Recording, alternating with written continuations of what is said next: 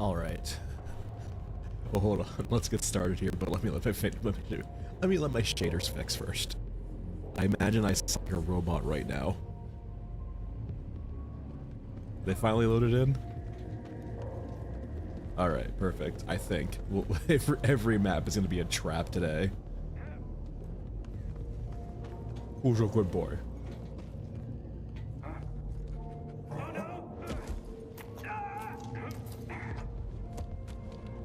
You're a good boy. Alright, let's go ahead and... Let's collect you. We'll start building you, because why not? None of those matter. Wait, where are you offline? Huh. Interesting. Huh, whatever. Hey, Game Shift, not today. Until I feel like multiplayer is in a good spot, no community stream today. Also, yeah, no, not today. We're just vibing today. I don't really feel like just running around with a railgun for 5 hours, to be quite frank. And I imagine that's kind of the vibe of the community stream right now, is to run around with a railgun for 5 hours. I really just don't care for the railgun.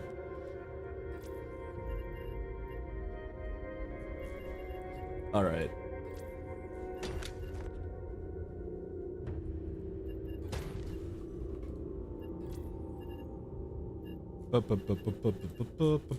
Alright, a little bit of 50 cal, because why not?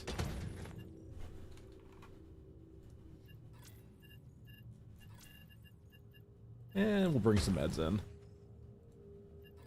I mean, there's nothing else to do. You are not wrong. There's nothing else to do with a group outside of use the railgun. But that doesn't really necessarily mean I want to use the railgun all day. I don't really find killing unkillables very interesting at all.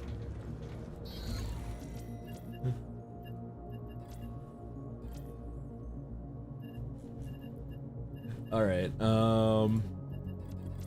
it is quite literally boring, to be quite frank. You bring a railgun in, you build it, and you point and click. That is... yeah, there's not a lot there.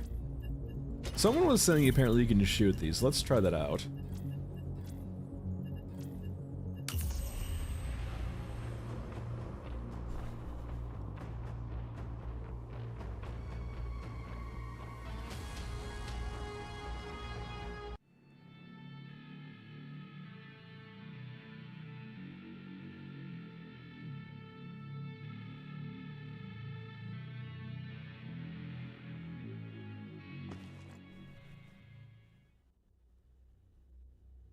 I probably sound like a robot. Yeah, wait for it.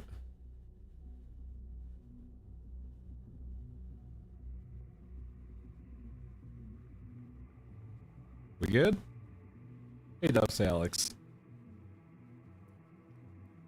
I'm assuming the end of the month if they keep their current cadence. Who knows? Yeah, so I updated my drivers for BF6, and yeah, just that means every single map until we load the shaders in is gonna be a little rough at the beginning. Just a tad rough.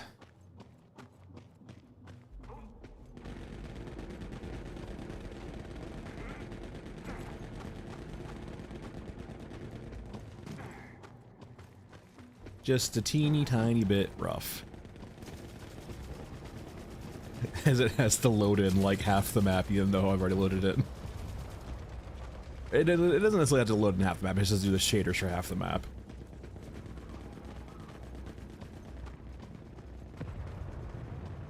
Oh yeah, I have. I spent yesterday doing secure boot.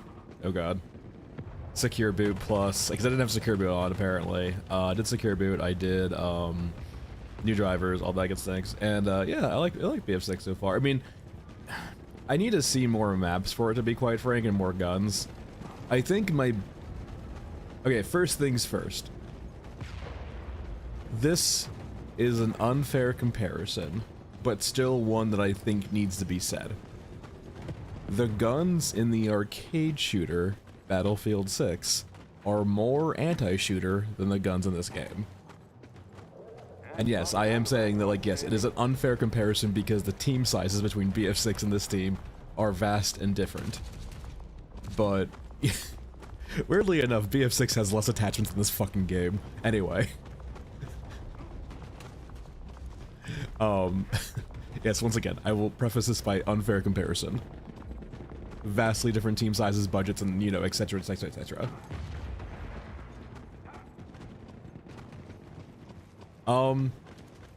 The main gripe I have thus far is the maps feel kind of small. Like, well, the Siege of Cairo, the urban map feels appropriately sized, but there's like one outdoor map, I can't remember what it's called, that's got like planes and helicopters.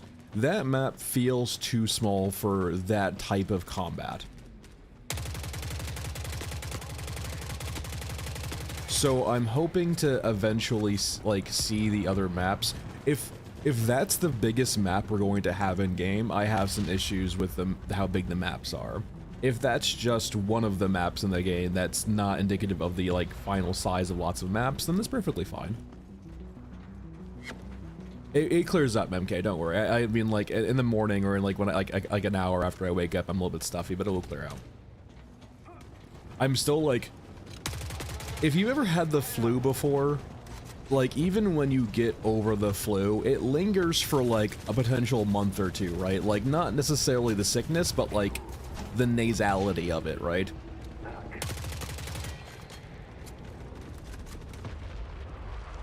So it's more just like me being post-flu for like it's been like a month now, but like this is pretty par for the course with the flu.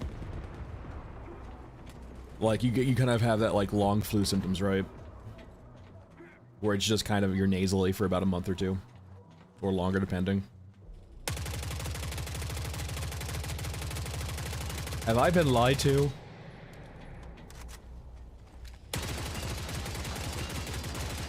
Been lied to. Maybe he meant the grenade launcher. Maybe that's what he meant. I'll bring a grenade launcher in next time. This is it. We decide what happens next. I'll give him the benefit of the doubt and bring a grenade launcher too. Well, it might be bamboozled. I'm not saying it's not, but we should probably bring in like an actual grenade launcher too to see. Oh, this is what it's all for. Let's give it one more benefit of the doubt too and try a bigger gun. It's probably not this though. It's probably like grenade launcher or bust. Thanks. I had another comment on my Forever Winter video saying that I'm AI. And I actually, okay. Killpo lore time. Like a month or two ago when I was visiting my mom, I was talking to her and like, we were talking about like stuff like just, I don't know how it came up, but like eventually she said like when I was younger, right? She made sure me and my sister spoke like, not proper English, but like didn't have a vocal fry, didn't have an inflection or anything like that. And like, I'm not blaming her, right? Because how the fuck does she know? But at the same time, like that kind of, it fills in a picture in my head of like, hey, like I didn't say this to her, but like, you know that like when you, because I don't remember this at all, right? This is like apparently when I'm super young, so I don't recall this at all. But like, when kids are really young, when you like correct them, and if you correct them harshly in certain things, they can become very subconsciously self-conscious about things. And they can't like name why later on why they're self-conscious about it, but they are, right? It's like a subconscious aspect of them. So the reason why I'm mentioning this is because it's like it kind of, I am a very conscious narrator right now, which is why probably I sound like AI so much, because I am to the point where I'm making sure I pronounce things correctly, my cadence is correct, or like, you know, it's a decent cadence and so on and so forth. So it sounds probably overly mechanical, which is 100% perfectly fair. I will take that criticism on the chin. But I can understand why I sound like AI in that regard. Okay, I need explosives. So, there you go, have some Killpo lore.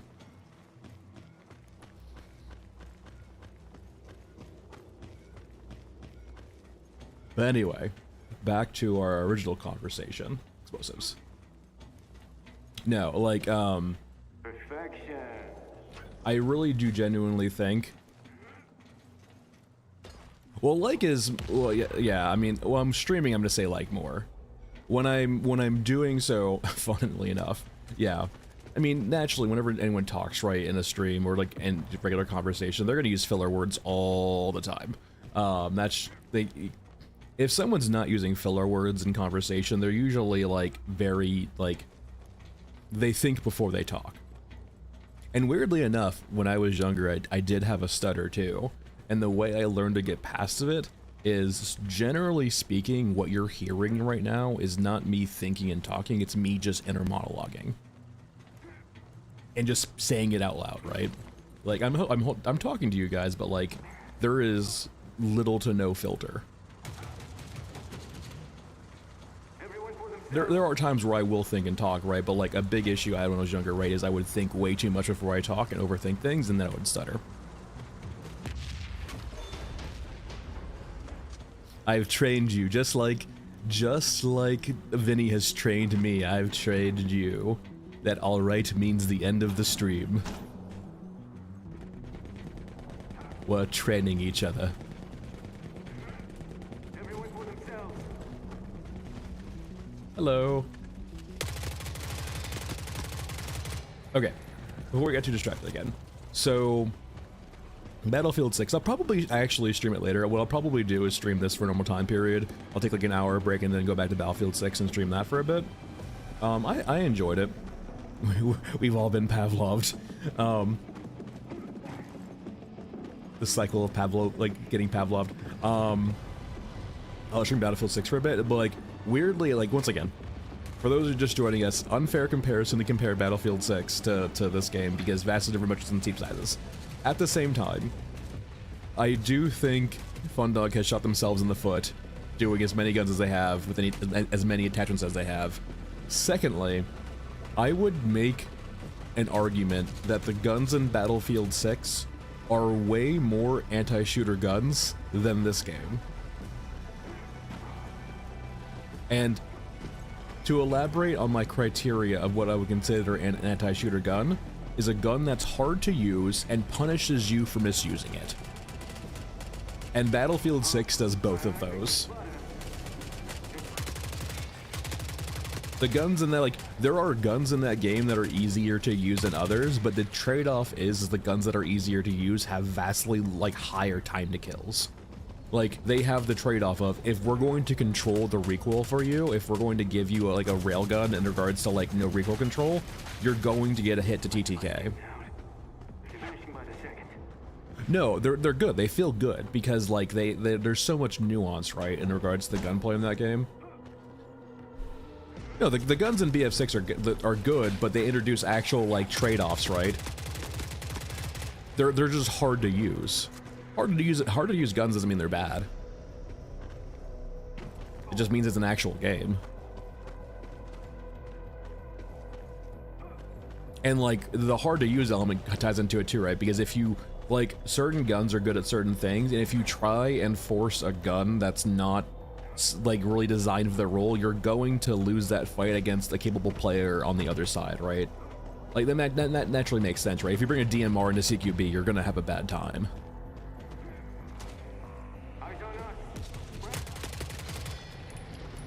Now, there's a few issues I have with the gunplay, like it's not 100% perfect. Like, there's quite a few guns they call long-range guns, but like the time to kill at long range is really awkward.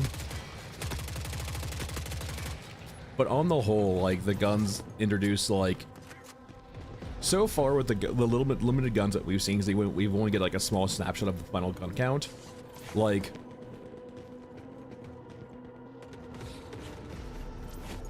you're probably, I imagine, looking at controller players with aim assist. I think the key is looking at players who are playing on PC. Because yeah, like when you're playing with a console player, right, they're gonna have aim assist.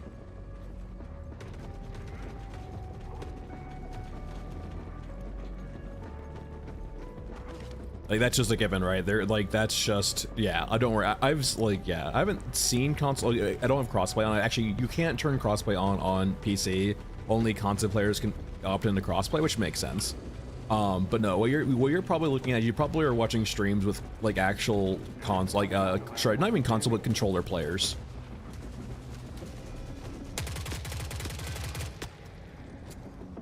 But like I'll stream it later, and you'll kind of see what I mean, right? Like the few guns that do not have recoil in that game or have limited recoil, like, are guns that don't have high base damage.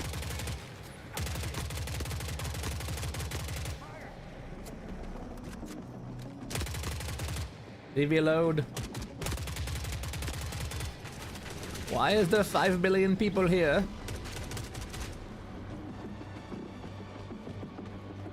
As long as I'm the last. What is this? What is this? A city or something? These windows are way too small. Anyway, I digress. But no, like, Battlefield does a few different things, right? Is like you have the recoil, you have sway, you just have innate inaccuracy, and so like they tie them all together into like kind of this like triangle, like, you know, you can and moving too, like they do a good job of providing different attachments for different play styles.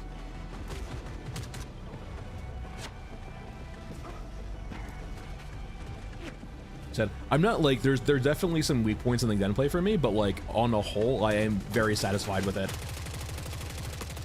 Even when you sneak, you can't sneak. So I mean they offer like 7 to 8 different attachment points, I think, maybe 9, it might be 10. But like the way they balance attachments is that you can only have 100 points of attachments on your gun. And like each attachment will have a certain point value to it too, right? So like there's going to be trade-offs, right? Like that point value kind of grounds the whole system, right? Because, you know, you can only have so many points on your gun, and each attachment, like, you know, more powerful attachments that like, if you really want to specialize to a certain thing with your guns, you're going to have to trade off. Like you can't be the jack of all trades, right? You have to, like, if you want to specialize into a certain like really like powerful buff, you can. Or if you just want to generalize too and just make your gun better, you can with certain trade-offs too, right? Like it's always a push and pull, which is very interesting. He said the biggest qualms I have right now on Battlefield 6 is the maps feel a bit too small, but like once again we haven't seen most of the maps yet, so I can't critique it all that much. I want to see like the big open maps with fighter jets and helicopters and all that good stuff, right? Like the OGs of like, what's that one on Battlefield 3, the giant one with like the sniping towers and stuff like that. I want to see maps like that. It doesn't feel like Battlefield until we have those gigantic maps. And I'm sure they know it, right? There's no way they don't do that, but if that would be a huge miss in my opinion, if the maps are too small. The other thing is that, yeah, Caspian border crossing, thank you. Like that peak Battlefield, like that's like the appropriately sized map. And it's open too, right? Or Wake Island, Wake Island's the OG. Well, it's more like MK, like if you don't like I like the point system, to be quite frank. Like, yes, it's arbitrary. It doesn't make any sense in regards to like realism, right? But as a game, it makes a lot of sense, right? Like, you're making players make a choice on what they want to attach, and like you're making more powerful attachments have higher costs, right? So like if they want to specialize, it's going to cost them. Like, for example, like I don't usually do hipfire, but like you can go a pure hipfire route if you want to, if you're that type of gamer. Or if you want to play like a slow methodical ADS, like a lot of the things that, like for example, a lot of the handguards that will decrease recoil will also punish you if you're moving around. Like, so like I think a few of the handguards will have this trade-off, right? Where like it will greatly reduce your recoil, but it will actually increase your recoil if you're moving around. I don't think it needs to though, Game Shift, right? Like, it doesn't provide any... The problem is, like, in a PvP game, when metas develop, like, things like that are important. In a game like this, it doesn't really matter all that much. I would rather, if they're going to assign point, I would rather have meaningful attachments first game shift before they even bother with that. It doesn't do anything in this game, because most attachments don't do shit.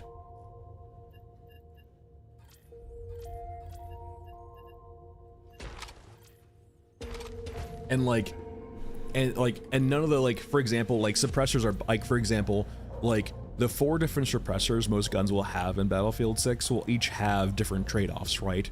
Or, like, they might just like be strictly better, right? Like, that's a huge thing about, like, having point values, is you can just have attachments be strictly better attachments but cost different amounts of points. So, for example, like, there's a few different suppressors, right? Like, the suppressor, like, the small suppressor will, like, you know, reduce your profile and also reduce recoil a little bit. But the large suppressor will cost more points, but will do more of that. But because it costs more points, it's perfectly fine. Yeah, I know if people, like, harked on the destruction in Battlefield 6 as not being, like, Bad Company 2. I would say Bad Company 2 was, like... I don't want to say they couldn't do Bad Company, but Bad Company was built from the ground up to have everything be blow-upable. And you kind of still have that in certain areas of Battlefield 6 so far. It's just like, you can't demolish every building in Cairo, sorry. But you can demolish a lot of buildings in Cairo. I would say the destruction's good enough where it feels great, because, like, there's plenty of instances on every map where you blow shit up and kill people, which is kind of like why Bad Company felt so good. Like, it's not everything, but it's lots of things. I mean, Zen, but, like, that's the thing though, right? Is that's literally how this game is built, is every attachment basically is just a aesthetic attachment. I mean, that was kind of like a thing they decided to do with BF4, right? It was cool, but, like, it's cool, but also, like, heavily scripted too, right? Because it's usually just one big thing of, like, blowing up a certain area of the map, I feel like. Yeah, I mean, don't get me wrong, it's cool, but, like, I'm not sure if it's worth, like, having it be consistent throughout the series, right? Like, maybe they'll bring it back for the next Battlefield. I'm not sure if they need to or not, but, like, it's not something where I feel like it needs to be in every version of Battlefield.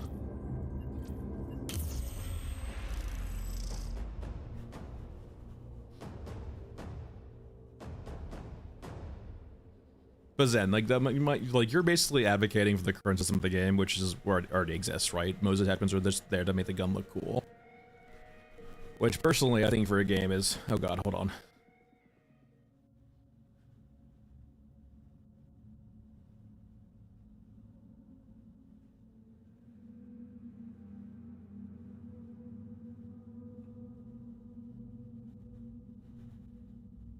Are we good? Nope, not yet. No heroes tonight. Yeah, I mean, if they wanted to do Levolution, I'm not gonna say no, but, like, I can understand why they didn't do it. Like, Levolution's like something that you pitch at the very beginning of a game, right? Like, what if we had maps where if you destroyed something, it changed the entire map? It's not just something, like, off the cuff you just throw because you want to, or because it was, like, in a previous Battlefield. It's something that you do at the very beginning of design, I feel like.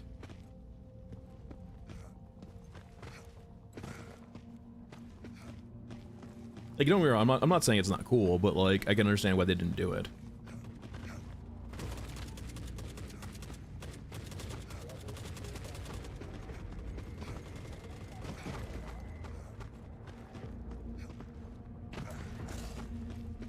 But no, like, so far, like, the qualms I have is that for Battlefield 6 is mainly, like, it's not something that's not fixable by, like, their mod system or by their custom rule system, because the only thing that's, like, really bugs me is probably, like, the damage fall off for most guns. Most guns will usually be, like, around a 4-shot time to kill, like, a 4-shot kill. Like, most guns usually sit around 25 damage, plus or minus.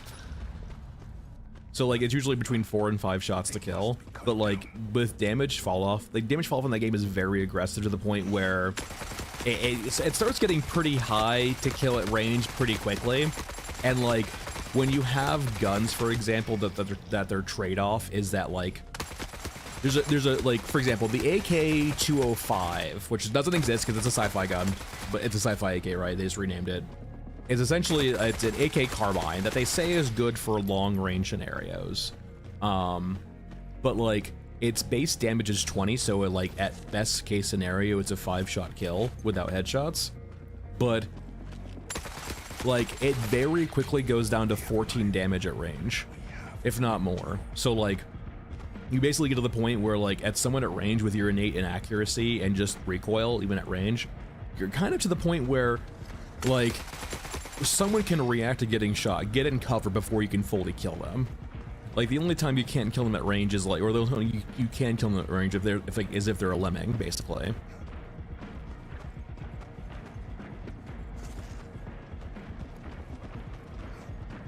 Oh, 100% game shift. Like, that's why, for example, like, even in Battle Company 2, right? Or Bad Company 2, like, the destruction was, like, it was very well done, but it was, like, procedurally, like, it wasn't, sorry, I'm using the wrong word here. It was, like, modular, right? In the sense of, like, they had certain, like, essentially you would tear the building down, but, like, they've planned the building to do that, right? It's not dynamic destruction. It's just, like, you know, modular destruction. Because if you ever had to simulate a building being blown up, or the server did, rip server. I mean, the server could handle it, right? But like, it couldn't handle probably you guys murdering everyone over and over again while it's doing that. It's like, for example, loading shaders in. It would just cause everything to go to a crawl for a bit.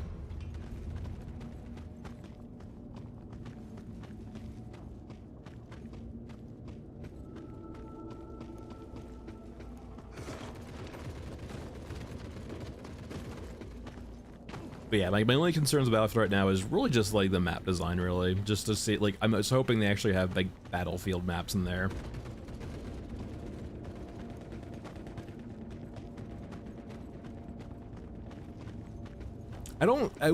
That, and because, like, yeah, it would fall dynamically and have to generate its, like, terrain. Because it would fall and then generate obstacles too, right? And it would destroy lots of different things. I think it was more that it was just doing lots of destruction at the same time.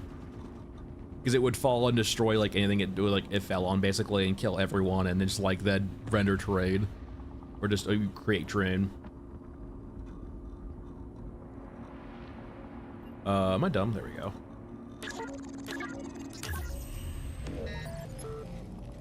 Yep.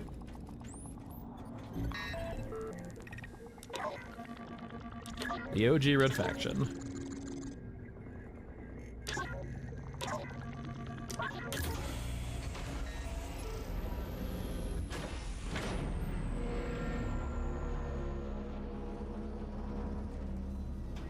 I liked Red Faction Gorilla quite a lot. The city shows its true face. Gorilla was the... Was it the third one? No, naturally it was the one on Mars, because they're all on Mars. It was the open world one.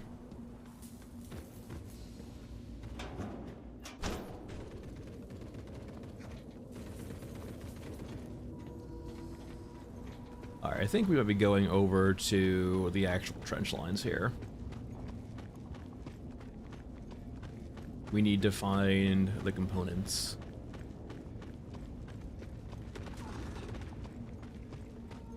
Do not allow yourself to be surrounded. Nano rifle was cool.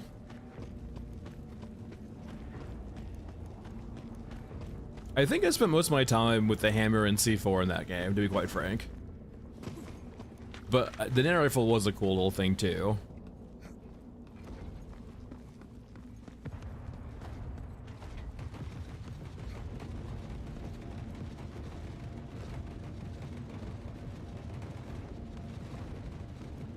Yeah, the bridge, you're like literally talking about the claw bridge? Yeah.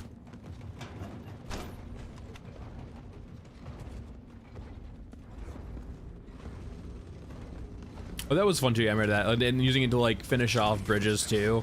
I remember the giant bridge, right, you had to destroy. The nano rifle's very useful for that. Cause like, you could see for the bridge, but like, eventually you get to the point where like, there's a few beams left and it just doesn't want to fall. So the rifle was very useful for that.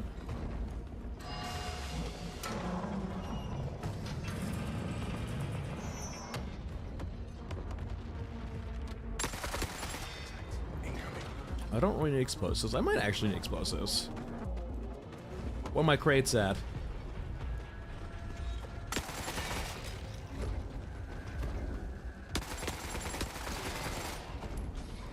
I don't think so. I mean, I played Gorilla like a year or two, or sorry, probably 2 or 3 years ago. Sorry, replayed it 2 to 3 years ago. And it still held up pretty well. And the graphics aren't really great, but like, you know, that's because it's an old-ass game.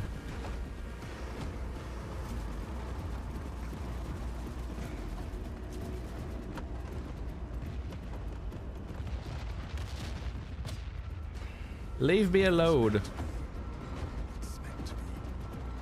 Did Gorilla actually get remastered? Maybe that's when I replayed it. I don't know.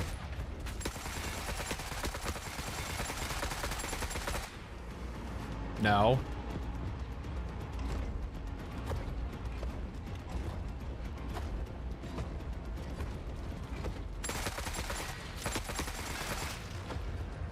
The vehicles in that game actually felt really good too.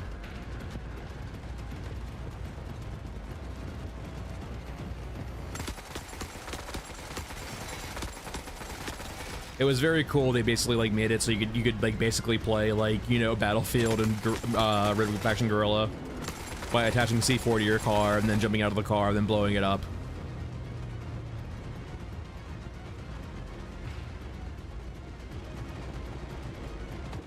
Leave me alone. Oh yeah, those things are invincible. Curse you, objects. Alright, I didn't get like I got the precision components. I'm happy about that. Let me grab a few things and leave. Okay, time to go. City provides sustenance.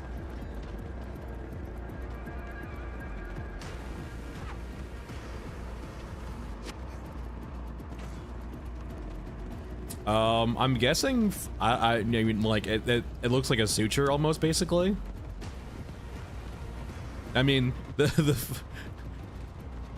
you know, part of me just wants to say it looks cool and it serves a function in the level, and therefore it is. I mean, it just looks like a suture, right? 'Cause it's going over a fissure, basically. You can kind of see the same thing over in Babel, right? Like they're in Babel also, so it seems like just these sutures basically keeping things together from falling apart.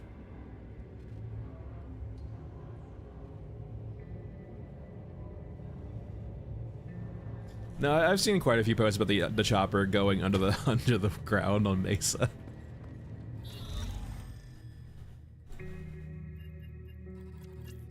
Yeah, I'm not really sure if I'm really want to play any more XCOM games.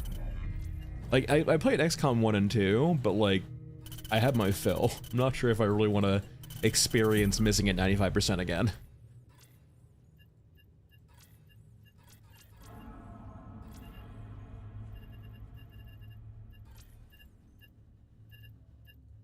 Goonhid. Oh, mercenary, well, I have great news for you. I don't pay attention to that at all, so I have no idea if I have any IFS level 3. Do I? Can I even tell? I do think it's wild, by the way, we can't actually just see our general inventory. We have to go to a vendor first to see it. It's probably actually easier for me to just go over to the weapon console and see if I have any. I genuinely don't even try. I have no interest in doing weapon crafting at all. No, I will not engage in your system that makes me wait 31 fucking hours to craft a gun. Hey, Dracon. Yeah, I have plenty of level 1s. I might have sold 3s by accident too, I don't know. Okay, I do have level 3s for Europa. The suture, I mean they might be, I don't know. Who knows, guns, they could be anything. They can be what you want them to be. The lore is that ambiguous.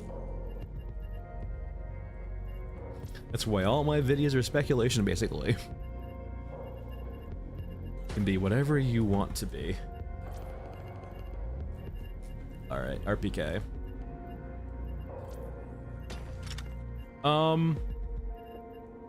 I think, if I recall correctly, the USAS as a quest reward, they're basically comparable, to be quite frank. I mean, you get more shots with the AA-12, but like, I essentially just use the shotguns that like so kind of mid now at range. They're really just an emergency gun for me for cyborgs.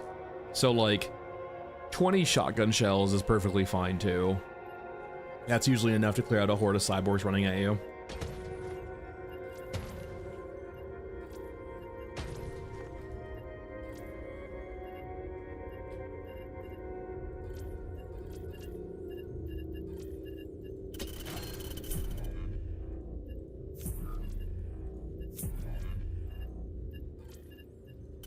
Yes, yes, yes. Let's take one more quest.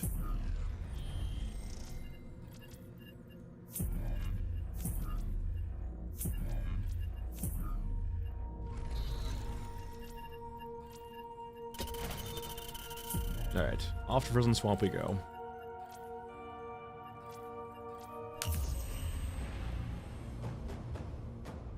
You can do a lot with Red Faction's guerrilla destruction mechanics.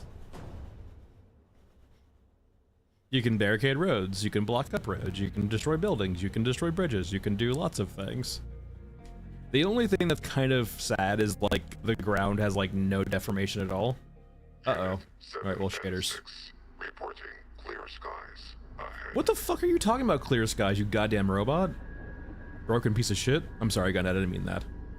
But if you think these are clear skies, Gunhead, you need some reprogramming.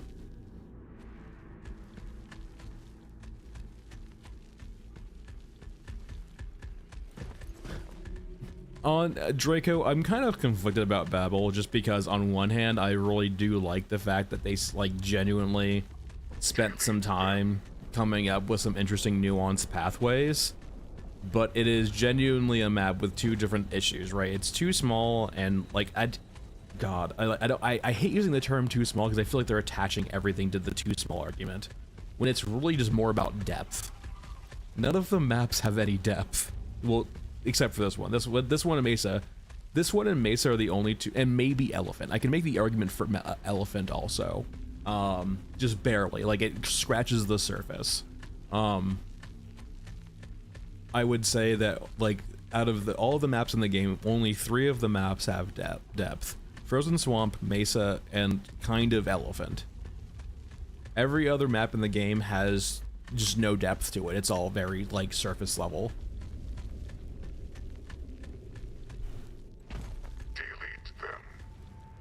Well, there's no buildings, but there's like no points of interest. Like there's like yeah, I don't want to say just buildings, right? Because that seems like pigeonholing like them into like a certain, like you need to add and like go into buildings, right? Like I don't feel like necessarily you need to have, like for example, like right, this map has depth, but it doesn't really involve us really going into that many buildings, right? Like it's got locations, like that's the biggest thing, right? Like it has set pieces. Like, having, you know, buildings you can go inside is definitely one way of doing it, but it's not the only way of doing it. Yeah, it's point of interest, right? It's like locations of note that have, you know, some significance, right? That actually have, like, gameplay there. That, like, might be, like, high risk, high reward, or low risk, low reward, and, like, you know, different, you know, it might change depending on the day.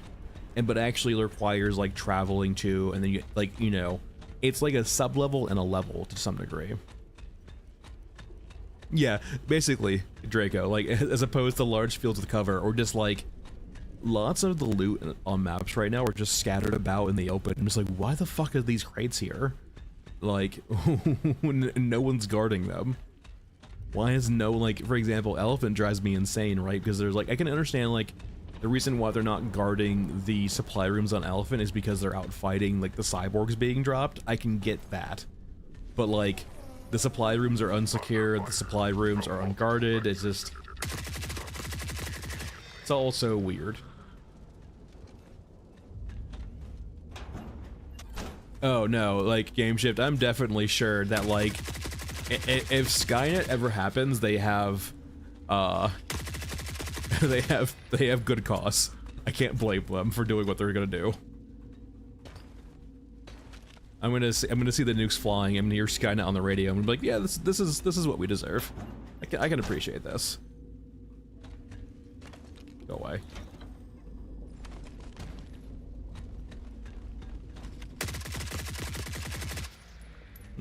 I had this coming.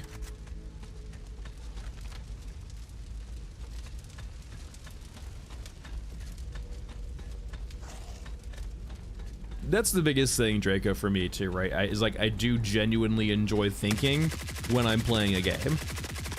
And sure, some people might like turning off. And like, you know, that's a difference of opinion, right?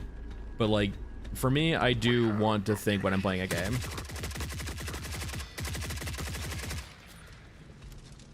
I want to make choices. Like, that was, once again, I'm gonna fucking compare the game to Tarkov. Listen, okay, they're extraction shooters, it's fine. But like, when I'm playing Tarkov, right, because I don't play like this Chad style, I play like, if I get what I'm trying to do done and never shoot anyone, I'm perfectly fine with that. If I do the same thing but never see anyone, I'm perfectly fine with that. I'm there to get my whatever I'm trying to do done and survive, right? And unfortunately, sometimes quests will involve me killing people, which is perfectly fine. Like, you know, I'll have to go to, like, I have no problems when I have the quests on customs to go to dorms and PvP it out.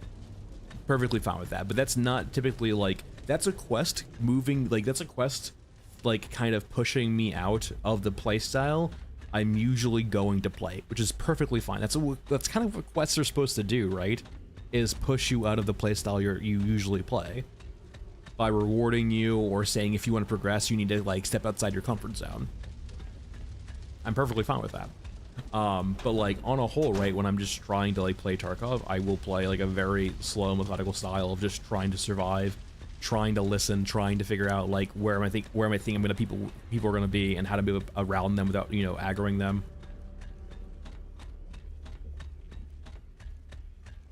And like that's the level of it's unfair to put that level of decision making in a PvP game in a game like this, but that doesn't mean there needs to be none of it.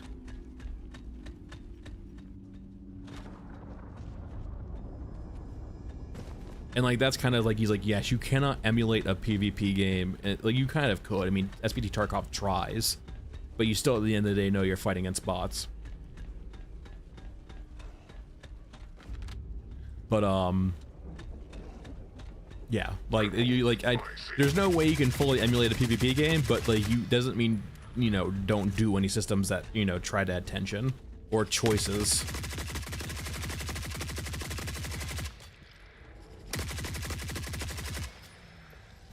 Oh boy, scramblers.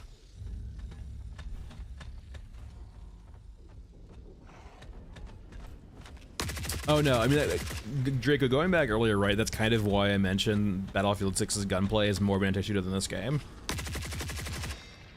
Because, like, most guns in Battlefield, when you're not using a controller, which I'll show later when I play Battlefield 6, is, like, hey, like, they're hard, they're difficult, like, they're not easy to use, like, they have, like, if you spray them, they're going to say no. And, like, if you do certain things to, like, allow you to spray them, you'll get rewarded, right? Like, if you want to go mount a machine gun, yeah, you're gonna be really fucking accurate. But, like, now you're stationary in a game where there's fucking 5 million snipers because it's Battlefield. We have the munitions to remove.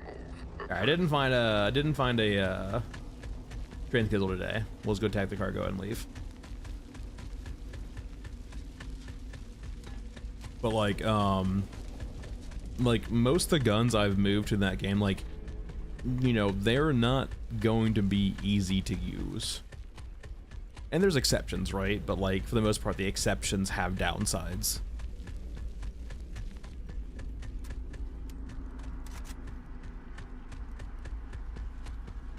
I will say what I like really a lot too, is it does reward teamwork pretty well. I do really like the new change in the sense of anyone can pick up a squad mate. You don't need to be a medic, but medics have bonuses in the sense of medics can do it instantly if they want to, and medics can pick up other teammates too, not just squad mates. And the, you know, picking up squad mates as a teammate is slow if you're not a medic. Also, unlike Battlefield 1, I like Battlefield 1 a lot. Battlefield 1, I think the vehicles in Battlefield 1 were super fucking egregious. Like, if you're good at a vehicle in Battlefield 1, it's so easy just to farm. Like, that's not saying you're not counterable, but it requires a disproportionate amount of force to counter you.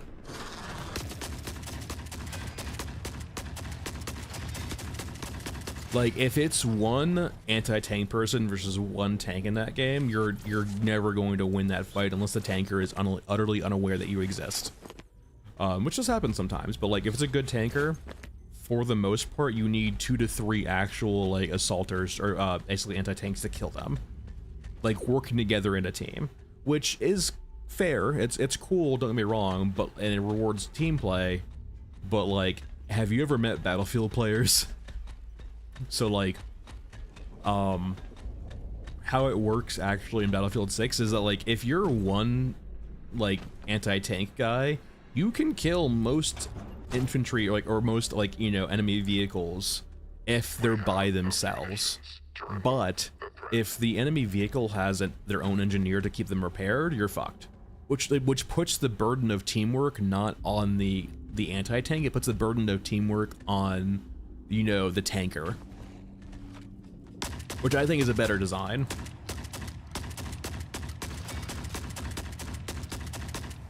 They still count. All quest objectives still count even when they're not identified. Because otherwise, how would I get shit done?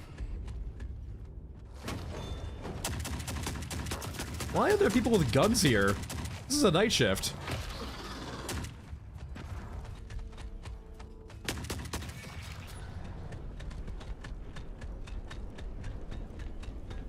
Yeah, yeah. I still firmly think they put too many attachments in the game that just don't serve a purpose. I'm a broken record over here, right? But like, less guns is better guns, in my opinion. Get me a solid roster of like Battlefield 6. Battlefield 6, a game that is made by a AAA developer with lots of millions and millions of dollars, is shipping out with 40 guns. And sure, they're gonna add more DLC, don't get me wrong, but they're shipping the game with 40 guns. This game in early access has 44. And like, let's say worst case scenario, like every gun in that game, let's say has, you know, 4 different attachments with 10 different points. So it's got a lot of attachments, right? Don't get me wrong, but like this game has a lot too. Honestly, MK, I would not be surprised if that's their their ethos over at Fundog is every time Killpo complains about attachments, we add 10 more. I am the cause of my own demise.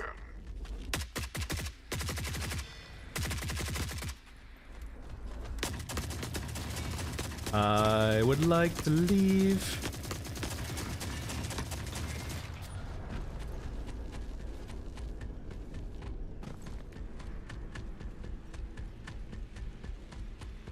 Oh, 100%. Objective secure. 100%. Minimal casualties. Cat War Buzz, I didn't like the Q&A, to be quite frank.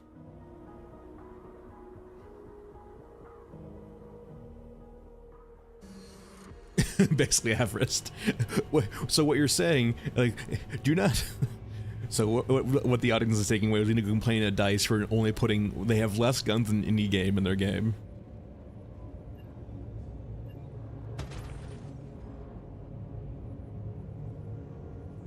No, yeah, I'm not. I don't want to get into particulars, but no. All I'll really say is the Q&A did not do anything to shore up any concerns at all. I'm gonna say this, and I hate. This is gonna be harsh, and I apologize in advance, but like, I'm to the point where I feel like it's tough love moment, and I'll preface this by saying, this does not make me right, by the way. Like the ideas I have are not innately right. It's just my philosophy. There's plenty of different philosophies that are perfectly fine. I would develop a game a certain way, they would develop a certain way. It doesn't mean one way or the other is bad. So I'll just preface it by that. And I will also state too, I'm not a game developer. They are. So like, take whatever I say with a grain of salt.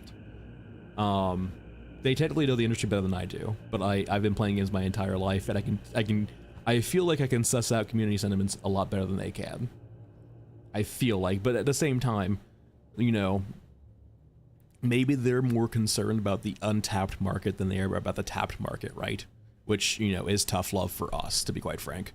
But I will say this, getting to my actual point. I can't help but feel with a lot of these Q&As, it's either two different things. Or rather, in their Q&As, it feels like they're talking to friends when we are customers. And I know that sounds harsh. And I don't even want to say it's like that when they're met, like, I don't even want to say it's necessarily like that, but when they're in the Q&As, it feels like they're shooting the shit with friends as opposed to addressing customer concerns. And I know, like, you know, for example, they don't have a community manager, right? They're all developers. They're not talking, like, they're not communications majors, right? Like, their skill set isn't in addressing community concerns via words. It's via development. I get that, but at the same time, like, every single like, the problem is twofold, right? On one end, you want the community wants to actually have like actual, like, they want the developers to engage with them, right? Because they want to feel heard. They want to feel like, you know, they want to know what the fuck's going on, basically, right? On the other, all of the Q&As thus far have not done anything to help that. We are talking about the Q&As just right now. It just came up. Like, and so, I'm not saying they're not trying their, well, Unicorn, agree to disagree. Well, Unicron, like, I would, that statement is so loaded. I'm not saying you did that on purpose, but I am saying that, like, the word listen, at least they listen, is such a loaded statement, I feel like. It is Game Shift. Oh, nothing really Nightfall. We're just talking about the Q&A recently. It just popped up. There's no drama, don't get me wrong. It's just us. It's in a way, all it is, Nightfall, is that we've had a very long period of time since the community's actually had a community manager, and Nightmare does a great job. Nightmare is on the Discord, right? He does moderate in the Discord, and he's like he is the only liaison between us and Fundog, to be quite frank. Like, I will tell you right now, like, they will mention my name occasionally. I have no contact with them anymore.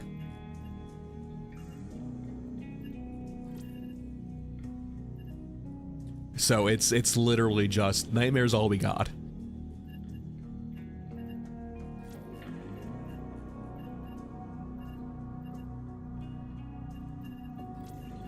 So essentially there's been this long period, Nightfall, of like this kind of weird limbo period where we're like,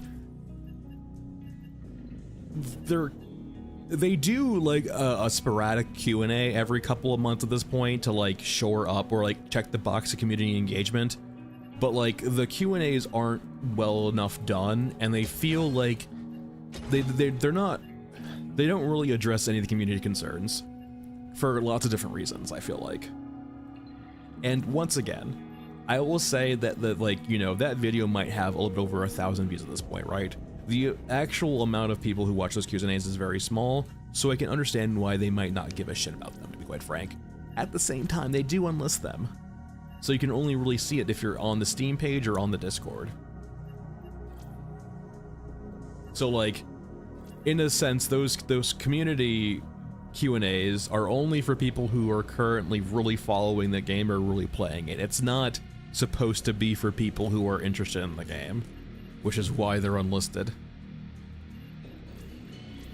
And that is a thing that happens in like companies sometimes, right? Like, you know, it sucks, it sucks, but like sometimes you're no longer the demographic they're targeting.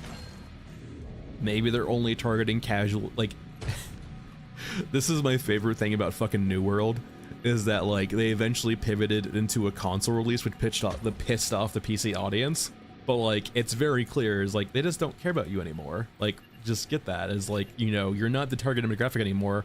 They would rather much have a much more casual audience on console that doesn't complain as much, because they might only play 10 hours a week, if that, for a MMO, right? Which was like nothing. They'll never get through all the content.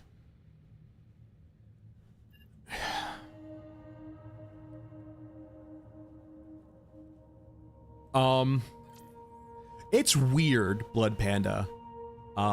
It's weird because I can't help but feel that they complain about casuals on one end, but do things for casuals on the other. Like, I would say the grenade throwing mechanic in this game is very casual friendly, right? It's the alt fire mode. I would see, like, the grenade throw we have in game currently feels like an alt fire for accessibility. Now we can murder some guys in Scrapyard. So like, it feels like they're both catering to and criticizing casuals, which just gives everyone this disjointed feeling, in my opinion, right? Like, in my quite frankly blunt opinion, they're compromising their integrity in the worst ways possible, while not doing the things that I feel would keep their integrity, but just make the game more accessible. Like, for example, them dragging their feet on water for so long, like, their water mechanic wasn't hardcore. Like, their water mechanic wasn't anti-casual. It was anti-people who have a fucking life. You can still be a hardcore gamer and do difficult things and still have a life. Like, that's not mutually exclusive. Sure, the percentages might be different, but like, come on, Scrapyard. But like, you can be a casual gamer who might only play a couple hours a week, but still play in like a high difficulty, right? Or like a, you know, go hardcore. So like, their original water mechanic wasn't anti-casual. It was anti just people who have lives.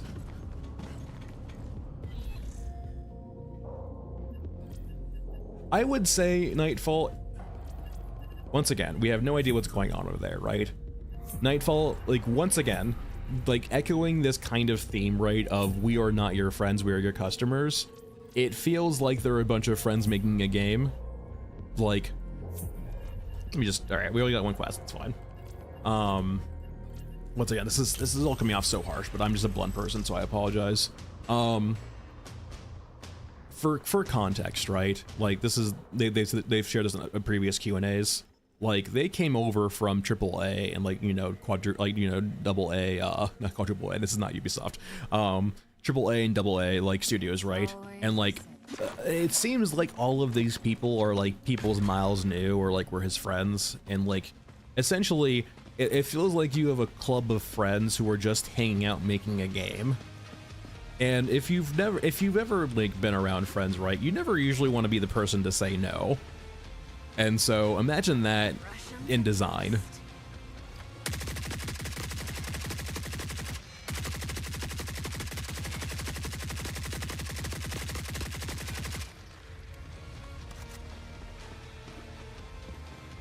Yeah, I mean, like, it's like, yeah, but we have no idea their financials, but like, I imagine like the sides that they're currently at is probably what they have to be at for, you know, budget constraints, especially considering they laid off Mads, who was the CM at the time.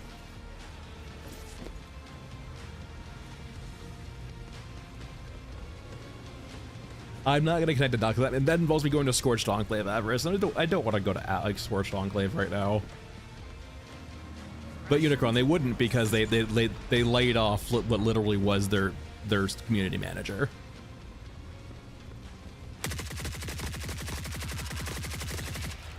I mean, you say that, but at the same, like, here's the problem.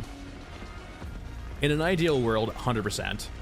But you have to understand, I feel like, the context of where they're coming from. They're coming from predatory AAA.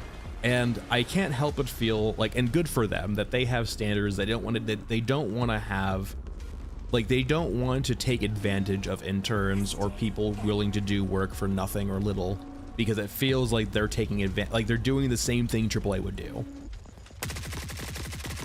Because like back in interns and underpaid staffers and so on and so forth, they don't want to be the monster they ran from, which is 100% respectable. So like it's all or nothing with them, and if you hire a community manager, it's not just about their salary, it's about their benefits too, right? No, you can have bros. Like, no, the game dev is weird.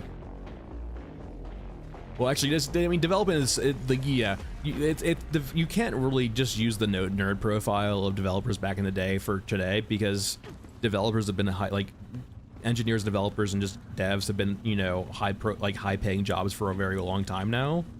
So I wouldn't put them all under nerds. Granted, I don't know the makeup of Fun Dog, but like, I wouldn't generically said that if, you know, if you work for a game company that you're a nerd, because there's so many people that work for game companies now. Basically, but like like echoing the monster, right? We was talking about like the monster of AAA before. If there's always this danger of knee-jerk reactions that if they reject everything AAA does, there's a reason AAA does things the way they do. They are, sure, they are brutalistic, capitalistic, and they are a means to an end, right? But that it means that some of the things they do are for efficiency, right? To be quick, to be efficient, to make, you know, to make the product in a deadline. And if you reject literally everything the monster does just because it's a monster, you're gonna find yourself just kind of in this hole, I feel like. And once again, we don't know this to be true. This is just me spitballing here, but this is me like doing a halfway through post-mortem. I don't know.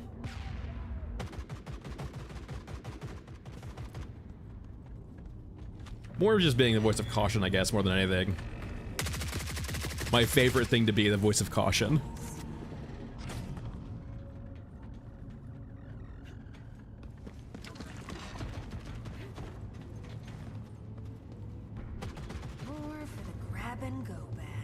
But like, no, I mean, like, there's bro culture in game dev too. Like, that literally was Blizzard.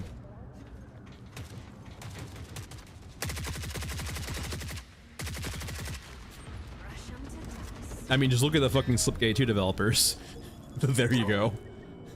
Like, just go watch, what's it called? What was it? The Summer Game Fest.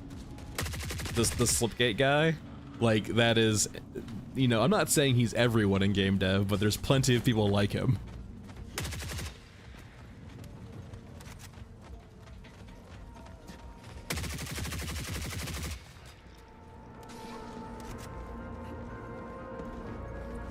Oh no, like, the second he came out, I'm like, this game is gonna fucking do terrible.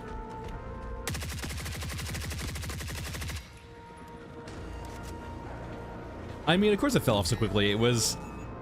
it's arena shooters are fucking dead, man. Well, I'm sure he's touched Halo, to be honest. I'm sure, like, he grew up on Halo. But, like, that's probably all he ever did was grow up on Halo.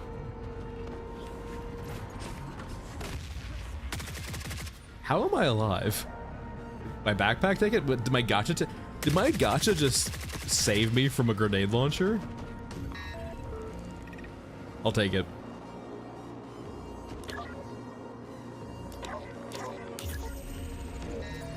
No, to be quite frank, he looks like a guy who grew up on Halo but never did anything else and kind of coasted through. He in a way looks like, yeah, I don't know.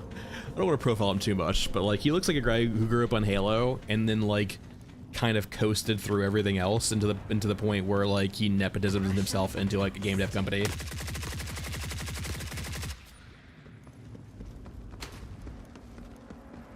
It's an arena shooter. It's why arena shooters are dead, right? Because like arena shooters are literally just that. It's just Damn close call. in a way like Day of close calls. it's Quake, like it's trying to echo this this kind of paradigm from back in the day where people would just log on to have fun, right? To just like go on and just play a game and just vibe. But like so many, I feel like gamers just want the a more, right? Yeah, that's fair too. I mean, like, arena shooters, I mean, Quake did it too. Like, if I had $1 for every arena shooter that came out recently and flopped, I would be a rich man, I feel like.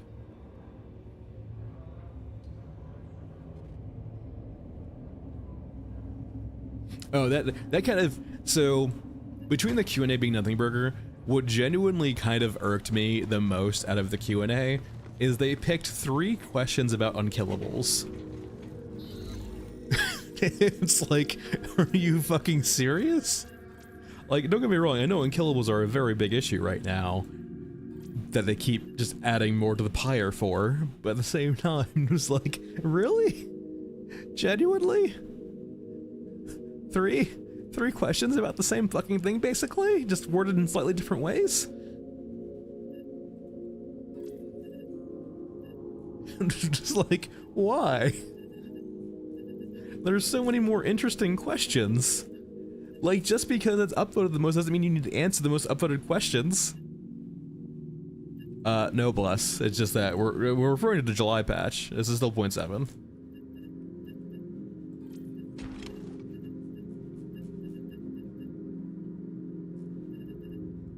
So you get me time, why not? It looks cool. And we're gonna show why looking cool does not mean jack shit in this game. Alright. We got a TKB, we'll bring our shotgun too. We'll bring a few of these off. There's no way we're gonna live that many times. And live. Bring some meds.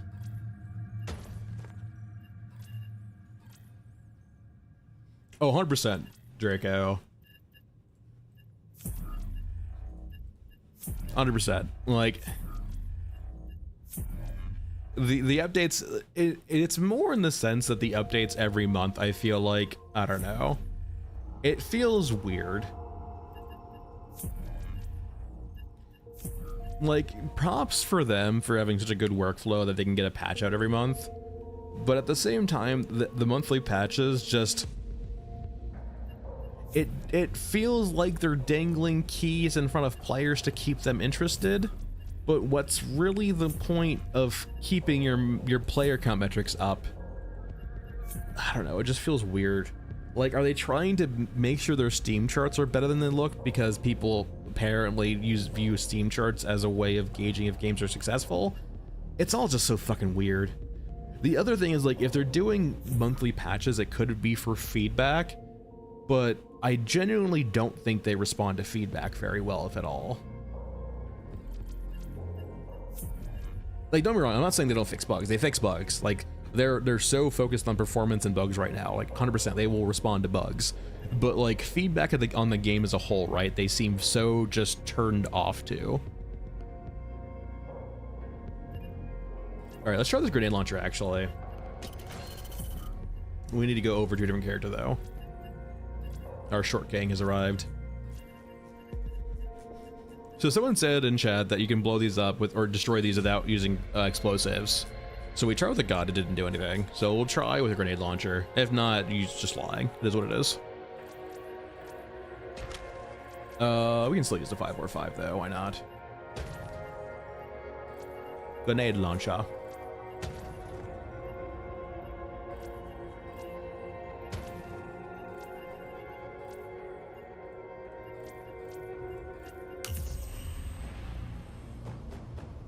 A lot. I've been 100%. Like that's like been the biggest improvement over the last 6. Like your performance will still vary because machines differ, and this game is still CPU intensive. They can't get around that because they don't have servers, which is perfectly fair considering the scope of their game.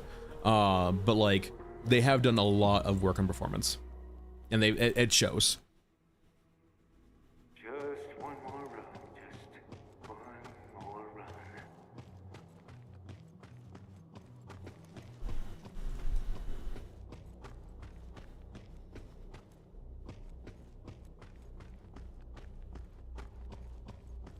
Yeah, like I can understand, like, if you're familiar with like agile and software development, right? Having these quick like cycle times of like weeks and months, or like a month, is perfectly understandable in that environment when you're iterating quickly and making responses to feedback quickly. But like, bug fixes aren't feedback. Performance improvements aren't feedback. Like, if you're gonna, like, I don't want to say ignore your customer, but in the sense of like, if you're gonna just design the game you want to make, or if you're gonna make the game you want to make, then like, why even bother shipping us patches?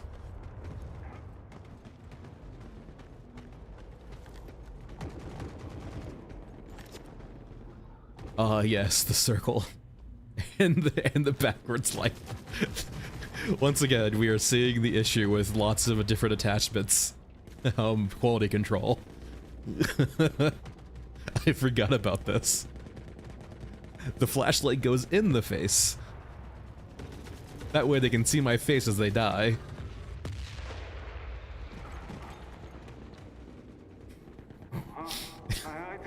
God damn it.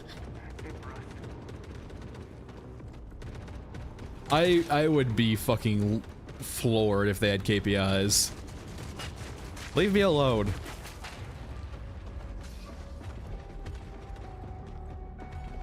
Bennett does benefit from it benefits from nanite. The only reason you see the visual fidelity we have is because of nanite. The only drawback to, like, so nanite has a floor, right? I'm not saying that nanite doesn't have performance costs, right? But it's less about performance costs and more of a floor.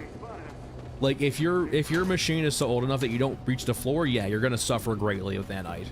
But the drawback of nanite is storage space. Like, that is the drawback. Like, it's the reason why the game's like 120 gigs at this point, is because of nanite. It's for example why they have like 5 megabyte shoes, is because they can just throw the shoes on and the game will dynamically do LOD for those shoes. They don't have to care about redoing them.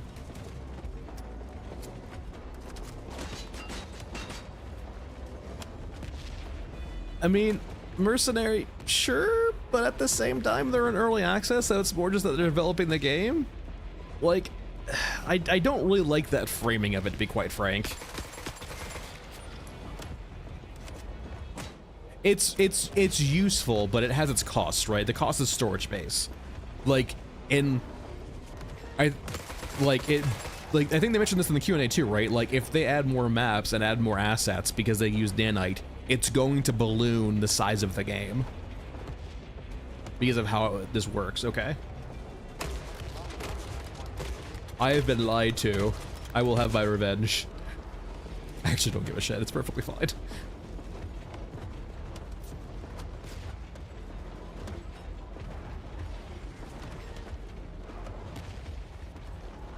Yeah, because like, and that's the thing too, right? Is like, it feels like they want their maps to be overly bespoke, right? They don't want to use like, I don't know. This is once again just differences of philosophies and opinions, right? As perfect a day as any. Oh god, the magazine. Hello, magazine. How art thou?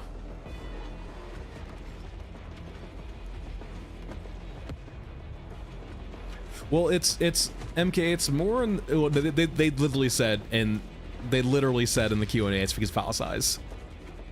So there you go. Because like they wouldn't want to recycle assets for new maps. They would want to create new assets, right? And that means new assets that you're using nanite, which means lots of storage space. For those essentially unaware how nanite works, right? Nanite takes the raw file, which could have a certain level of detail, right? It could, like, you could have a, like, just because you use nanite doesn't necessarily mean you need to have high file sizes. It just means that, like, you're not usually using the technology that nanite's for, right?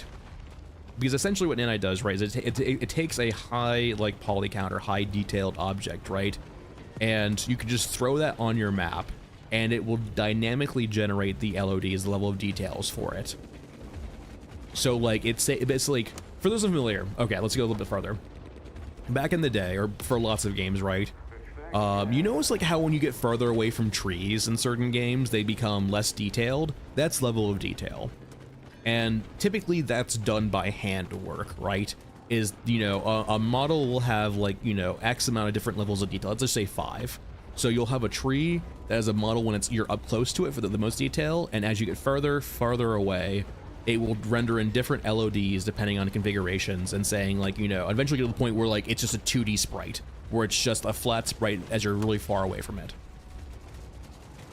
And as you can imagine, like when you have lots of different objects in your game, you know, that means every single object in your game has like, let's say 5 LODs, which means 5 objects of varying detail for every single object you have in the game.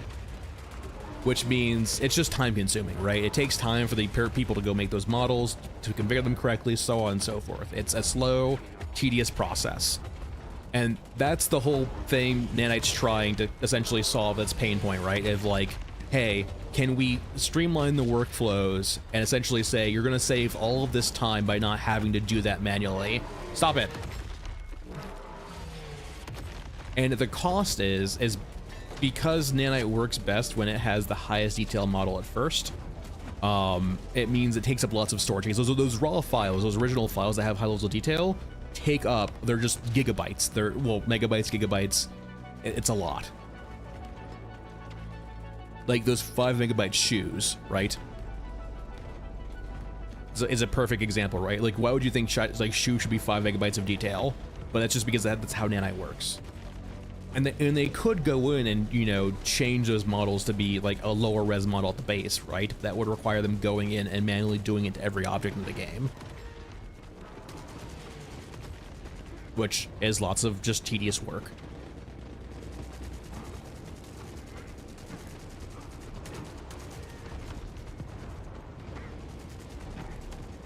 But like, for example, like, it's why, if you recall from like say 3 to 4 months ago, Draco, because drip, that Draco, because strictly drip, because that's really the only reason to use certain guns in this game is because of drip. Well, Ben, probably not, because that's not something they have time for, considering they don't have that many programmers and developers. They could, but like if you start with the shoes, right, Ben, it's this like, where do you stop? You have to keep going through every object in the game and just start replacing files, and like, and they're artists. They want a high detailed game. I don't think they're ever gonna do that, at least for this game. It's not worth the effort and time of going back and fixing, probably, for them. Like, it sucks if you can't play the game, but like, sorry, like you know, it is what it is. Or was I though? But okay, yeah, going back, like there was a post like maybe 5-6 months ago that was on the Reddit, basically complaining about the poly count of I think Toothy, and like, you know, Toothy has like 33 million polygons. Why the fuck are they rendering Toothy? Like, no wonder people don't get FPS. There's 33 million polygons on Toothy. That's they were looking, they extracted and looked at the raw file of Toothy, which might have that many polygons. It's hard to tell too, because they ripped the file out and did it naturally, so it might not even have that many polygons. They might just be looking at it through Blender. Like, a raw file might have like, say, like 1 million polygons, but if you put Nanite on it, it will go ahead and redo that and add lots and lots and lots of more polygons. So like, first off, like the way they rip the file out, it's naturally going to be misleading. But other than that though too, like I've shown this on the Discord a few times, just because a Nanite raw file might have 33 million polygons does not mean it's ever going to render anywhere close to that on the screen. And I literally showed that, right? I took basically a Megascan rock that had Nanite on, right? And it was like, I think 3 million plus polygons for this, you know, this rock on a raw file. And then I turned Nanite on, right? When, you know, when it was actually, you know, doing the dynamic LOD, it had 10K. Like, it was right in front of me. Like, it was like no farther than this little ship right here. So it went from, with Nanite off, the raw file being 3 million polygons, down to 10K. That's the power. Like, that's why, for example, when someone says on the Discord, like, why does Toothy have 33 million polygons? It's misleading. And I'm not saying that Nanite is a perfect technology. Far from it. UE5 pushed out nanite in such a shit-brained way because the whole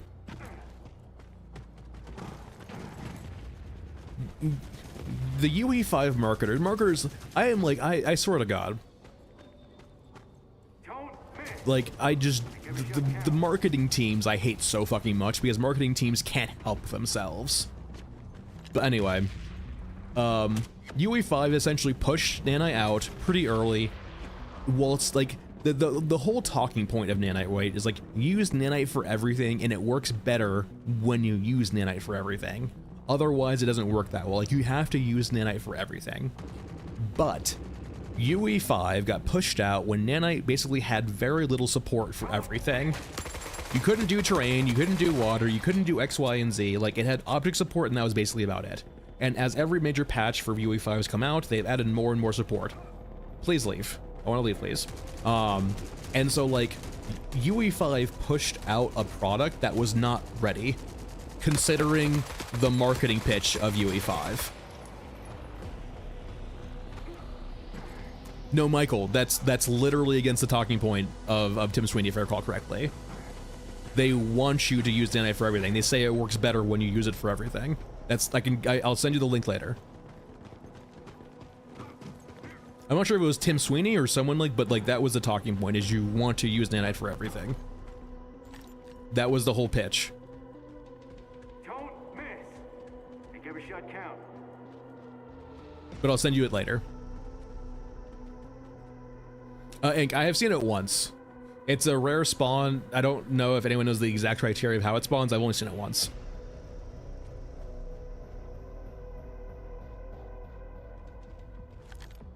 Okay, Warboss, well, they've probably done it in the sense of, well, they might have done it too in the sense that they might have just added in like a lower poly model, yeah. But like, it also depends too, it just depends on, like, you can't necessarily trust asset rips, to be quite frank. Because what what they might have done is they might have turned nanite off the model.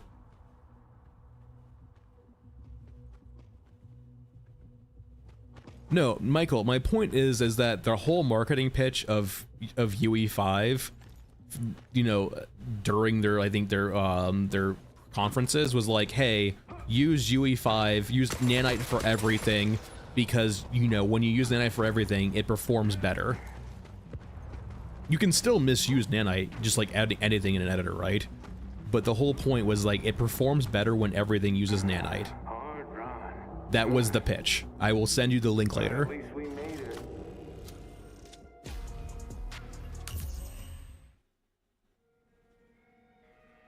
Like, you can make all of these nuanced arguments for certain things. I will send you what they said later.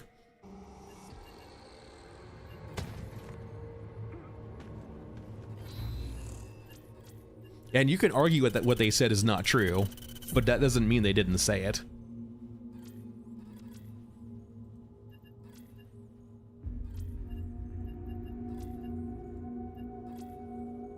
And like, and under that rhetoric, right, the way they pushed out nanite is wrong, because they pushed it out very piecemeal.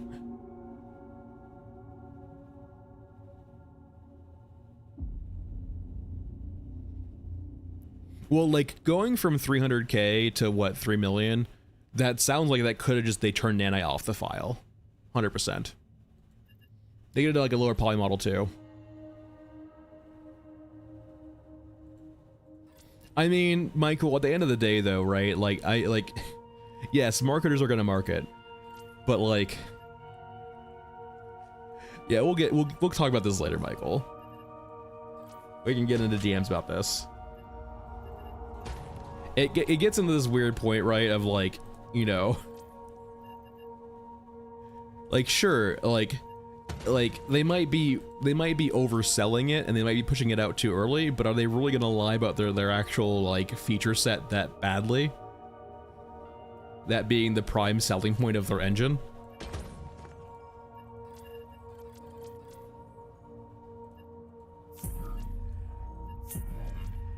Like, yes, if you're making a block game, you don't need to use nanite, but if you're making a block game in UE5, why the fuck are you using UE5? like UE5 is supposed to basically be this way of doing AAA workflows in smaller indie companies. That's the point of the engine. Like, sure, yeah, if you're doing fucking Minecraft, you don't need to use nanite.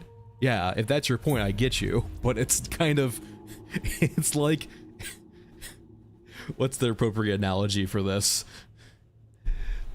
It's like, fuck. It's like using a pneumatic drill to you know, hammer in a nail.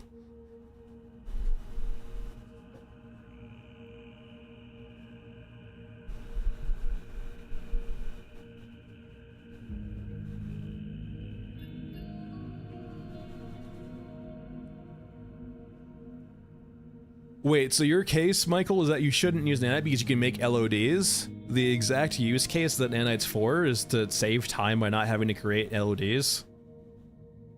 Or are you just saying automatically generating LODs? Because isn't that the point, though, too, is that nanite's supposed to be a better visual looking way than just, like, actually just the auto-generated versions of LODs?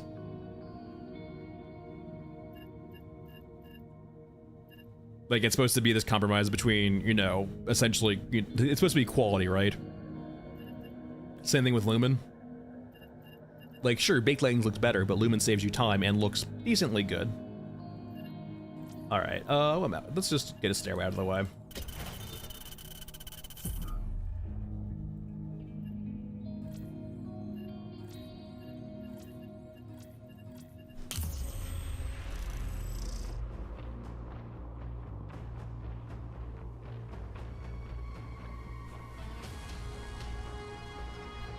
But Michael, you know, I will send you the link later. Don't you worry.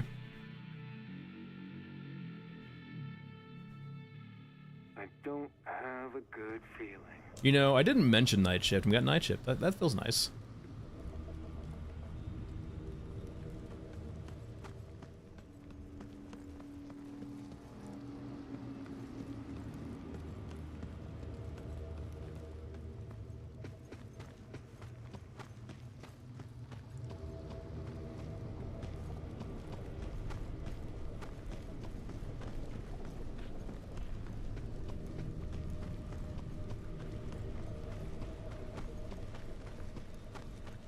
I mean, that's literally what it's auto LOD. That's literally what it is. Yes.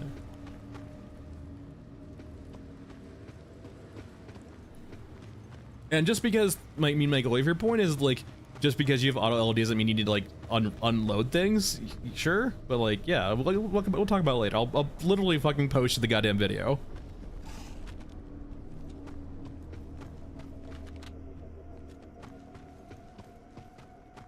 And you can talk about how they're wrong and how they're selling things, like, and I'll agree with you. Like they definitely oversold UE5 because they didn't have the functionality that they claimed it. Like, if you say your product does, yeah, we'll get into it later. This is it. We decide what happens next.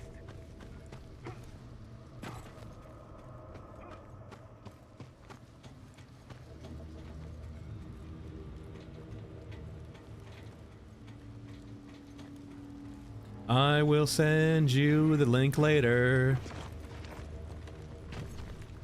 Just looks cool. Like, we're kind of talking again, like, we're kind of talking about two different things, Michael. You're talking about the exact particulars of Nanite. I'm talking about how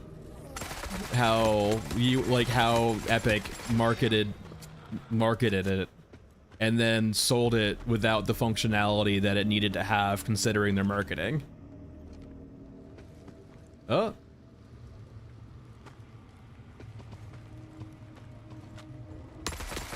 Like, you can make your arguments all you want, but we're not talking to each other, we're talking past each other.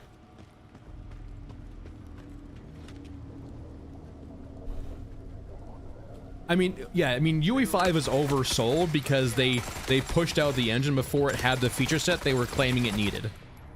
100%. I'm still a fan of UE5 and what they're doing because they're trying to give, like, small studios professional. Like, this game would not be made without UE5. They are.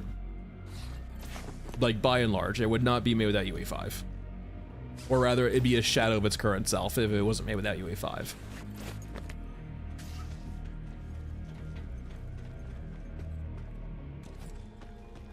I mean, it's fine. I mean, we played Downtown a few times already, and that's about it.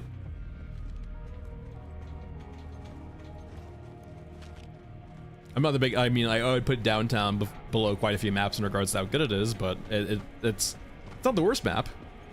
It is a map. Only have to be faster. It looks really good. Human. Like everything else in the game, it looks really good. All right, brother, where are you? You're in one of these buildings around here.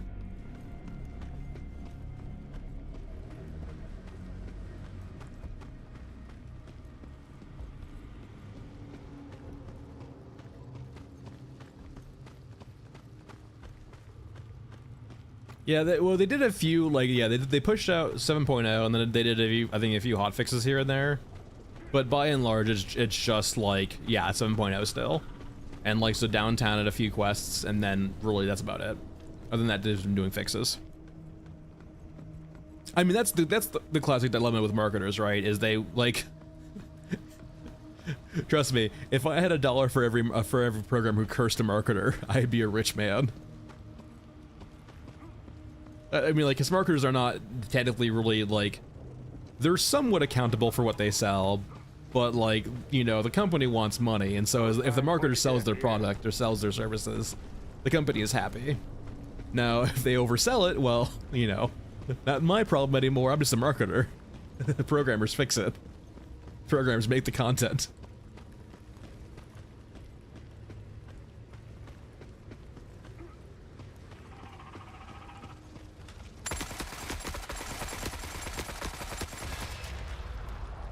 But like, that's basically what I've been saying though about UE5, right? It was over marketed, considering what they launched with,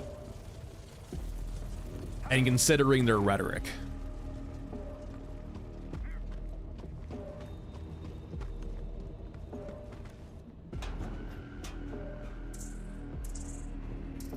All right, brother. No brothers in here.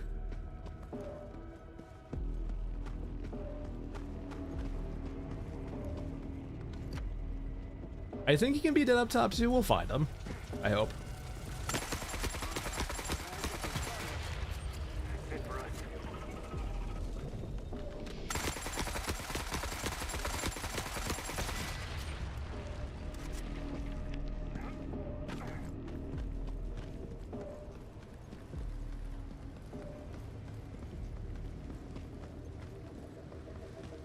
Hey, brawler. Bye, bro. Bye, brawler.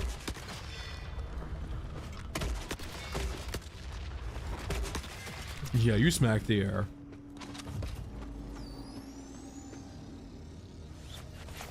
I've never been grabbed post-mortem before, so I don't know. Uh-oh. Lock the door. The door is broken, fuck.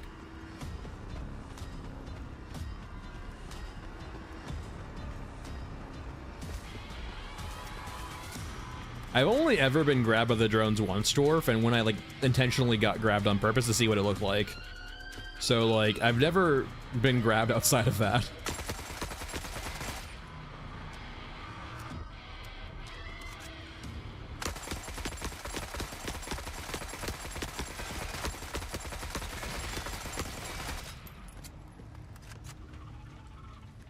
Drone? Oh, hey.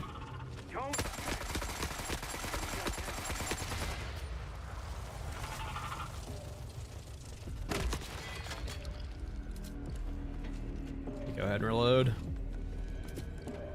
Alright, still need to find my brother. Or his brother, not my brother.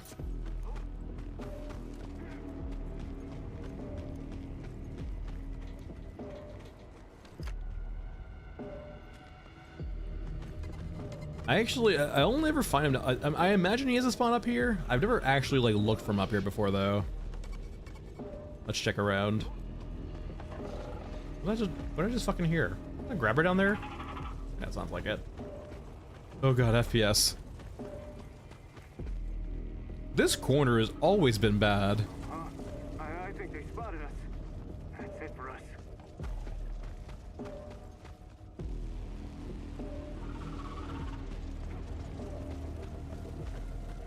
Meh, Havocs. Not a big fan of the recent Q&A.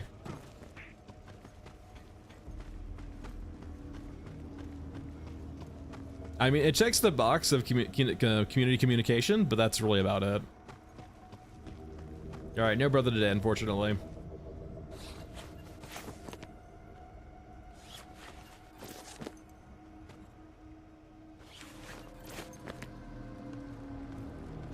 doing well, Dada. How are you?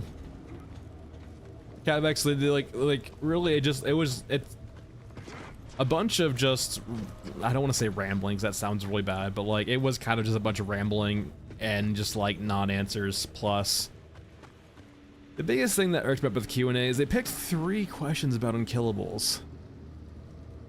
3 questions about unkillables.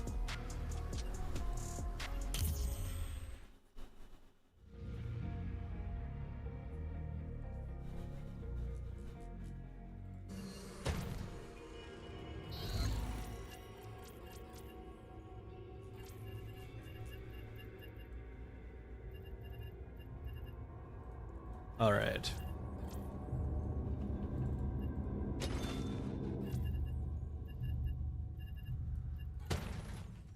Bring in our RPK. Where are you?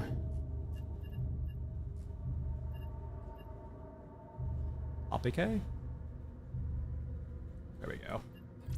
We'll keep the GL for now, I think. You got so many rounds, why not?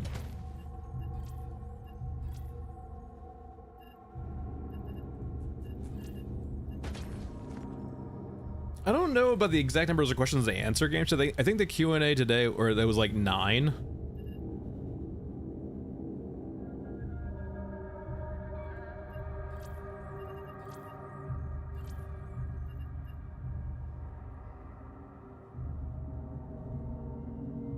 But like yeah, it was, the bulk of the Q&A was them answering questions about unkillables, to be quite frank. They talked about a few other things too, but like, I don't know. The fact that I after watching it cannot concisely tell you what they said is not a good sign.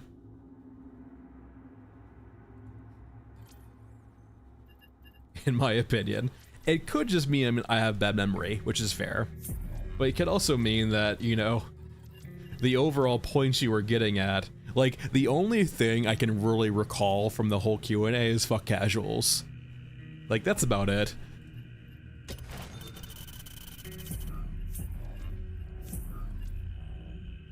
I'll try to recollect more, but like, other than that, I was like, it wasn't a great Q&A, and like, there was a lot of talk of like, how this game's not for casuals, we're not catered for casuals, we're not gonna dumb it down for casuals, despite them clearly doing that in a few areas. Lots of areas, actually. I would say the gunplay actually is very, very casual. Yeah, and Cavex, it once again, you weren't here for this, so I'll say it again, but like, I will preface this with like, this is very harsh. And I won't do all the prefaces again, but like, I kind of want to drive home with them.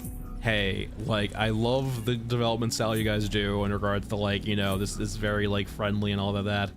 But ultimately, when push comes to shove, we're not your friends, we're your customers.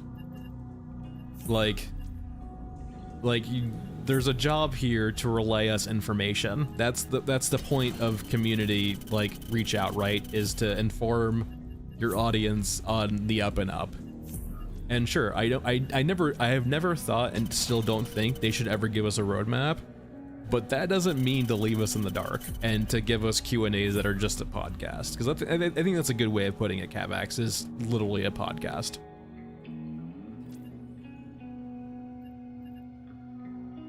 It didn't feel like they were addressing questions, it felt like they were just shooting the shit.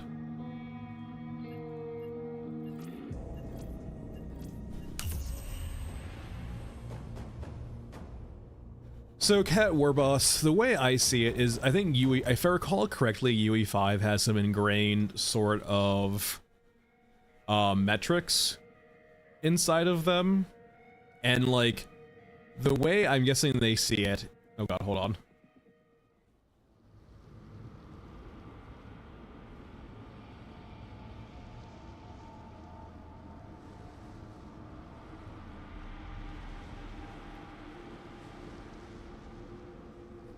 We good? Okay. All right. All right. I think the shaders are finally done. Where was I fucking saying? Where was I? Someone correct me. Where was I? Brain no work. Brain is just dropping facts. Dropping fucking my internal facts, not real facts. My internal facts are, by the way, are just opinions. Do not take them as law of the land. No, so when they say they have 3 full-time devs, they don't mean 3 full-time devs. They have 3 engineers. They have 3 programmers. They have 3 people capable of coding the game. They don't mean 3 only devs. Like, they have other people in the, like, engine doing things like, you know, like lining up stuff, like doing animations like that. Like, they don't only have 3 developers. They have 3 engineers.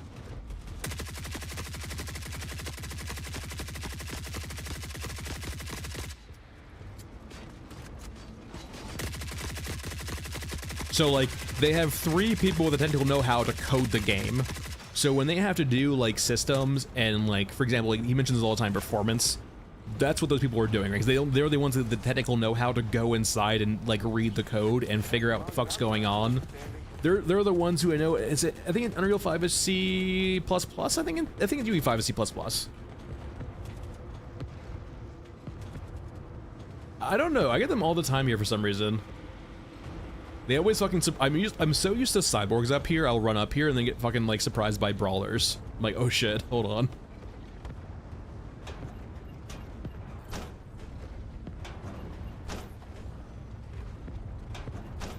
I mean, MK, okay, we're gonna get into pet peeve territory. Well, MK, you can use blueprints, yeah, yeah, like, I can tell you right now, if their engineers are not using blueprints, I can use blueprints. I have used blueprints because I do not know C++. I could probably learn if I wanted to, but I got other things going on right now. So many different things going on. Anyway, their engineers are assuredly actual, like, definitive programmers using C++.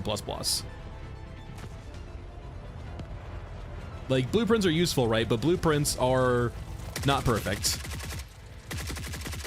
Blueprints are great for people who do not know how to code. But the way I've always been told it is that if you can code it, you should code it.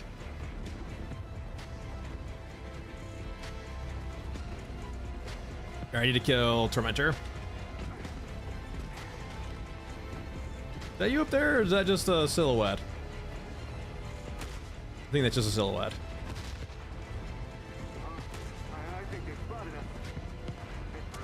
But no, MK, I appreciate the shoutouts, but we're gonna get into pet peeve territory here. I genuinely have issues with praise that I don't feel is earned. Or rather, not even that. That's the wrong way of putting it. I don't like public shoutouts.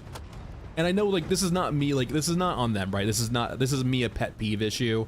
I'm not gonna blame them for this because how would they know? But I personally don't genuinely like shoutouts. I'd rather see my work be reflected in things being done, or if I'm helping them behind the scenes, right, I'd rather just have that be in credits without it being, like, said. Like, it feels, the problem I have is it feels performative when it's a shoutout, and I don't like anything that's performative in nature. Because it feels like it's for an ulterior motive. Like, I don't want them to say, hey, we're working with Kilpo, because it seems like now they're checking the box of community engagement. Or, you know, you can trust us because we're working with a... I mean, Pop Blood. I can't blame, because how would you know? But, like, that's kind of my point, though, right, Blood? I don't like it because it feels like it could be used maliciously. And once again, I understand this is a pet peeve. Like, this is not like a common or like a fair understand. Like, how would they know this and how is this fair to them? And it's not. So like, I wouldn't blame them for this because they don't know. But like, it does just rub me the wrong way. I don't like shout outs like that.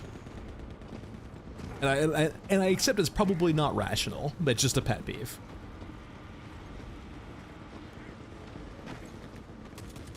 I didn't actually, hopefully this is 2 over here.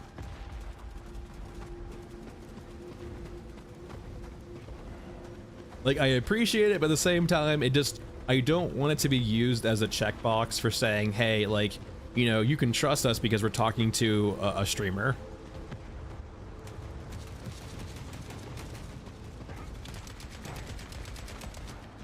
I hope that makes sense.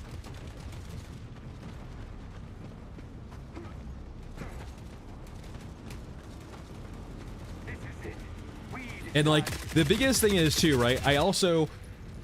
I've never like had this like, yes, like streamers play the game a lot, but like that doesn't mean that like they're always the most useful source of feedback.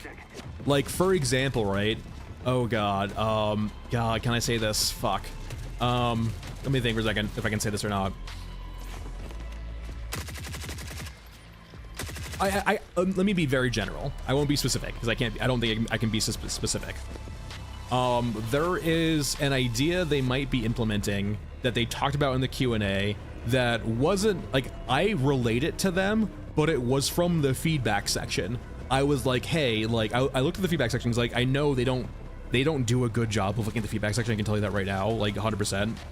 Like, I looked at it, I was like, hey, what really makes sense to me? Like, what's like just some straight W's they could have? And I saw one, I was like, hey, like, let me just recommend this to them. And I said, like, this is from like X, Y, and Z. And then like, it doesn't seem like they're maliciously crediting to me, but like you have a community full of good ideas that are worth like considering. You just need to go look at them. They don't have to be from me, the streamer man. Because like this one I recommend to them is like a strict just quality of life, like just feature to include. Also, this is 3, goddammit.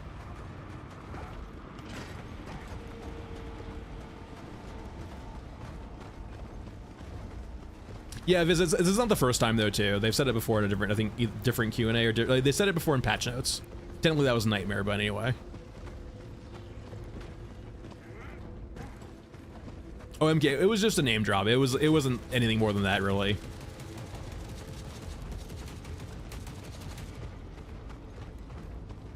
I would actually, MK, if I could sit down with them and break down their philosophy, I would love it so fucking much, because I feel like there's so many internal contradictions to their philosophies. Or rather, maybe not contradictions, but here's the thing. There are hundreds and thousands of different potential games, right? And those games will have different audiences, right? Just by the nature of their being. And you might not necessarily know the audience you're going to get with the game you make. That was a big issue with Helldivers 2. They didn't necessarily know the audience they were getting with their game. And they had to pivot later on to actually make sure their game was for that audience they found.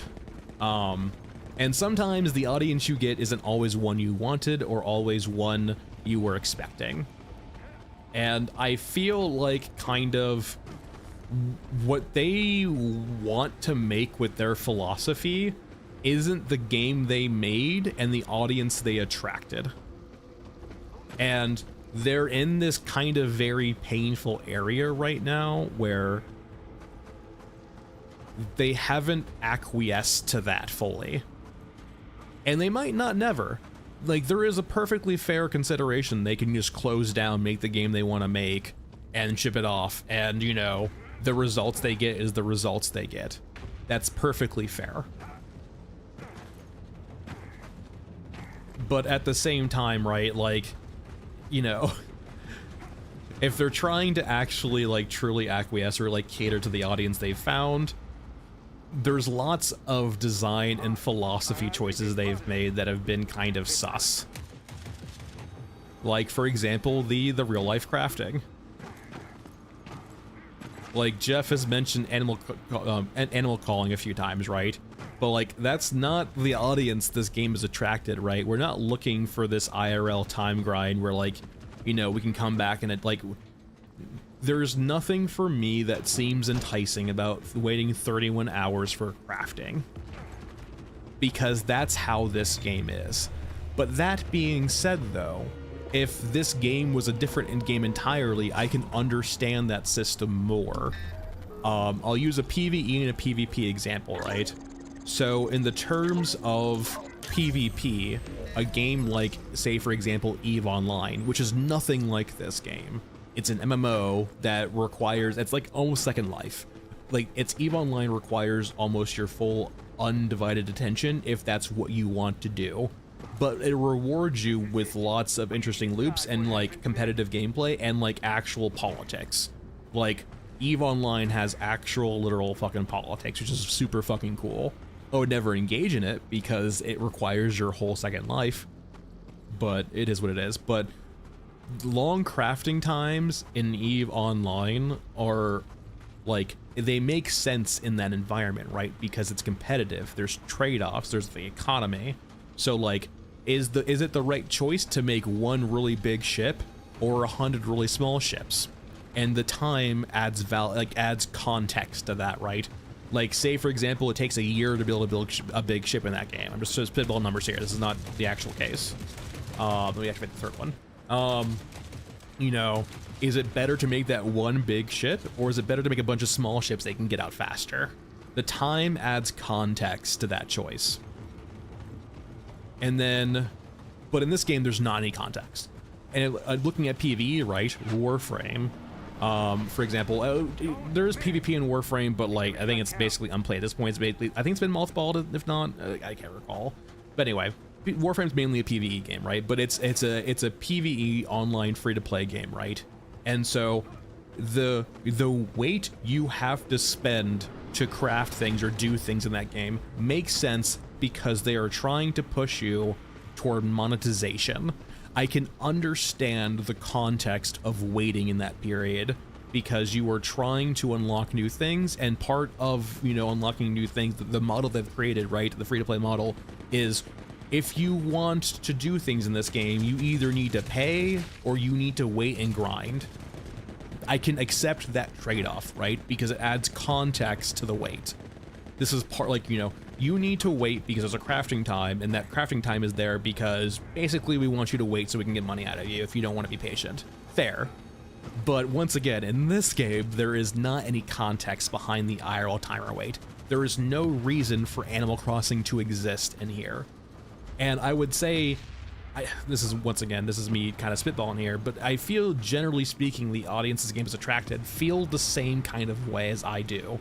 Maybe for different reasons, but I don't think on the whole that anyone finds the idea of having to wait X amount of hours for a craft, or X amount of minutes for a craft, or X amount of seconds for a craft makes really any fucking sense in the context of this game and what it's designed to be.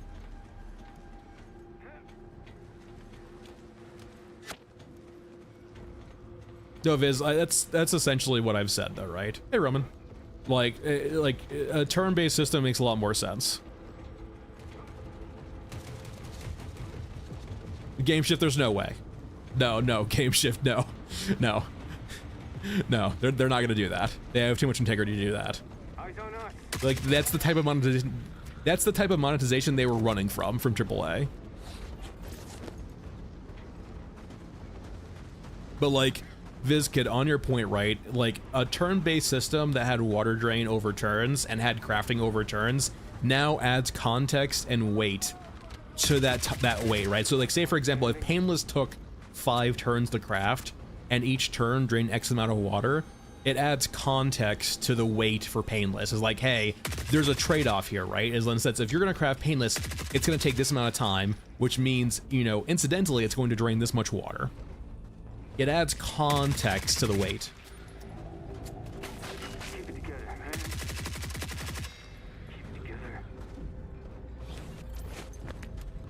Yeah, every bullet's $1. You have to link up your. Was it a Ubisoft dev who said that? I can't. It was some fucking dev for some company, right? Not dev, but some corporate suit. Some suit for some company said, like, you know, what if we, like, you know, charge per bullet? Was it Ubisoft? I want to believe it's Ubisoft. It was like a clickbait article from like a couple years ago, I feel like. I'm sure you can find it too.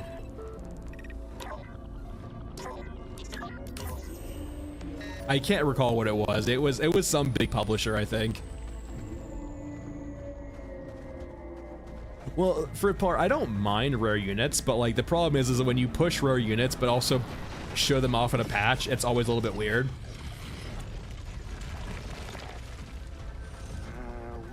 Like, it's you hyping up a unit you should never basically see most of the time.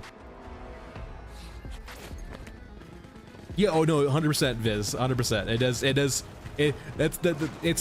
It's the perfect, like, summation of the game is just like the term disjointed.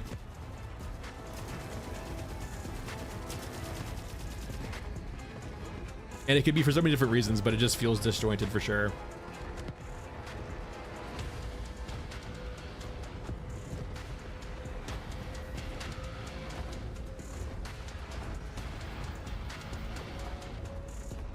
Are they inside each other? Oh my god, they're inside each other. Huh. Alright, they've split. I have still yet not met Mr. Krabs. Are we calling him Mr. Krabs now? I could be down for Mr. Krabs. Mr. Cold Cuts, I think, like, okay, alright, Mr. Krabs or Mr. Cold Cuts? I could do either or. He does look like a crab a little bit. I can do Mr. Krabs.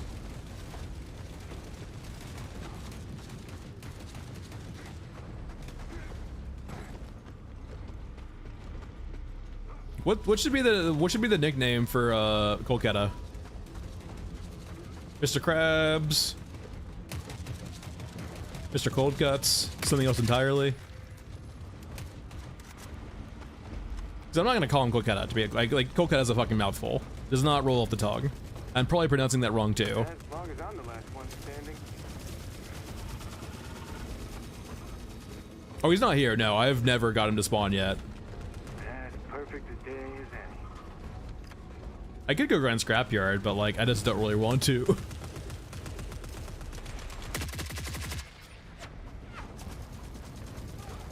Meatball? I'm not sure if he's too bally.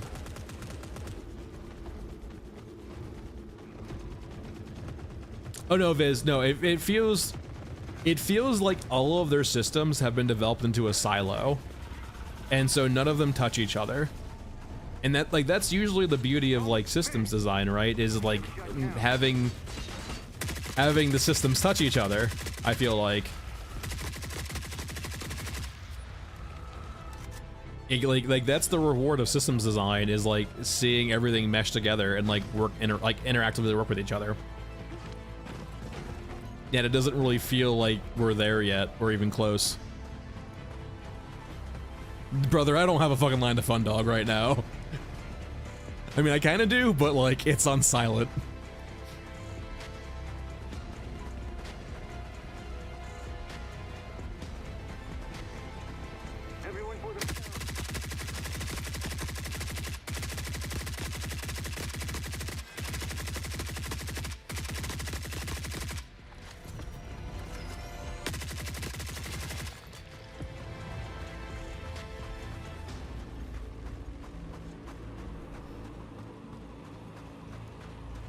Let's just say I probably said the wrong thing. We'll just go with that.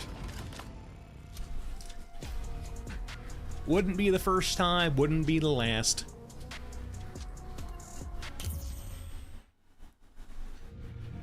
There are downsides to my bluntness.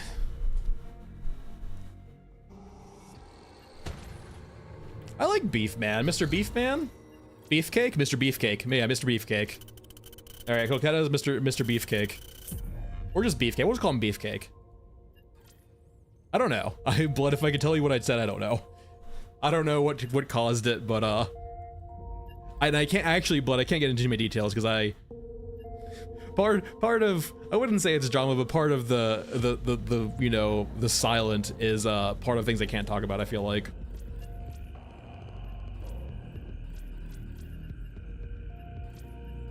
There's not really much tea to say other than the fact that, like, at some point in time, the dialogue with the room was put on silent, and that's that. That's all really I know, to be quite frank.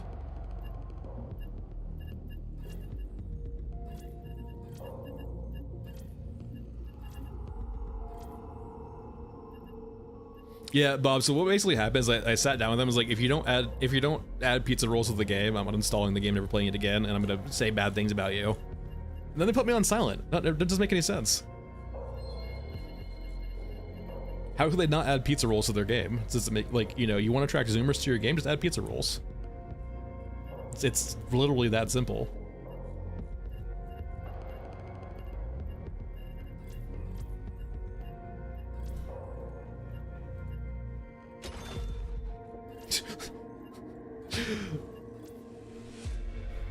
Bob, there's no fucking shot you're 31.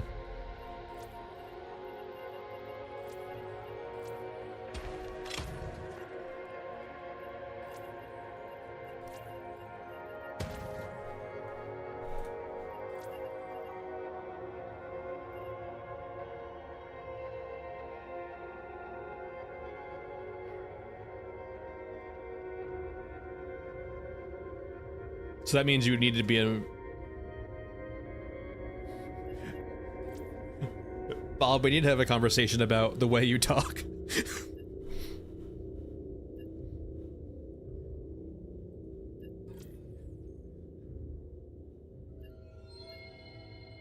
don't know, some people can be... Yeah, well, we don't want to get into details about it.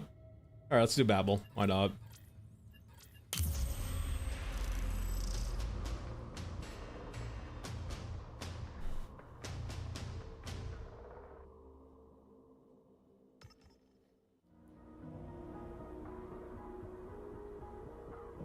I mean, considering I'm 33, spoiler, no, like, most people I hang out usually end up being younger than me.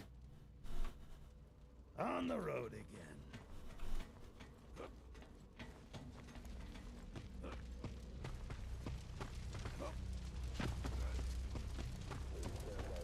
Look for gas.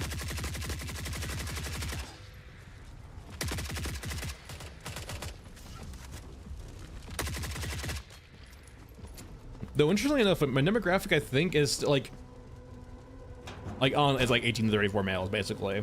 Is like 99% of them. I mean, we're playing a PvE game, right? I mean, like, it makes a lot of sense, game shift. We're playing a grimdark PvE game. What is more peak old person than this? But I will be playing Zoomer games later.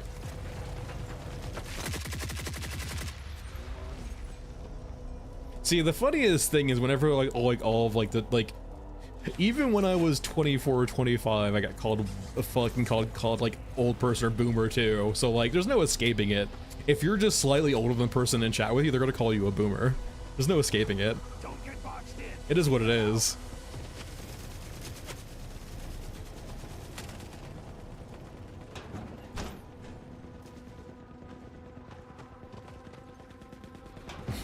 Hey Bob, that's respectful. I'm not sure if I can necessarily believe everything on the internet, but I'll trust you for now. It's more in the sense that sometimes you can say some very interesting things. The classic no filter.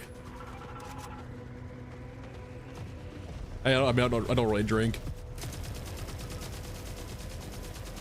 I will drink wine occasionally, though. I will say I don't really just drink in general, though.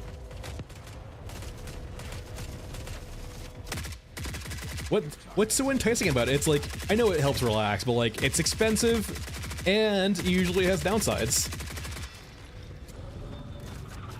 I'm not a downer kind of guy, to be honest. As you can probably tell, I'm more of an upper kind of guy. Not that I would ever take uppers because I know how much I would like them. The few times I took Adderall in college for studying, I'm like, hey, I like this way too much. I cannot be allowed to do this anymore.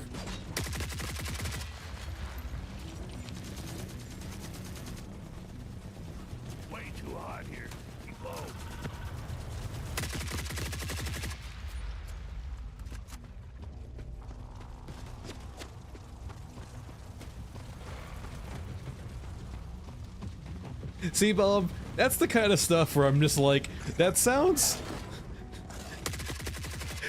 A lot of the stuff you say sounds made up. And I can't... I mean, I'm not gonna call you a liar, but... Doesn't mean I have to believe what you say either.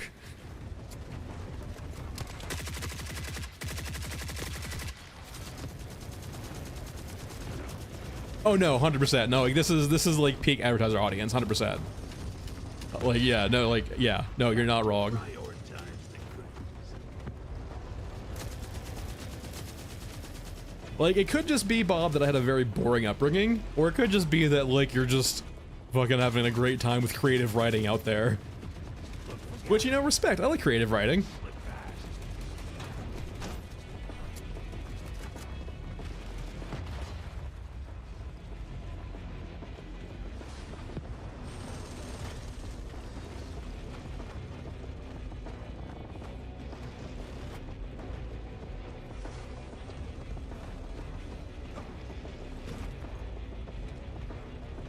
I'm sorry, this is America. We only grow corn in America. We got our corn syrup, our corn subsidies, we got our... What the fuck did you come from? We got our corn syrup, we got our corn on the cob, we got our corn subsidies, we got our corn.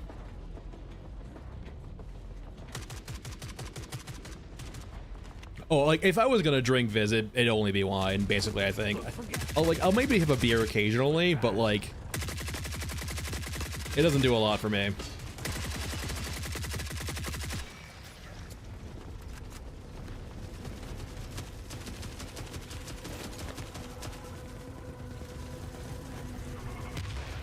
Yeah, also, that's a great point, Spamurai. Where the fuck is the corn? This is we're in Los Angeles. This is America. Where's the goddamn corn?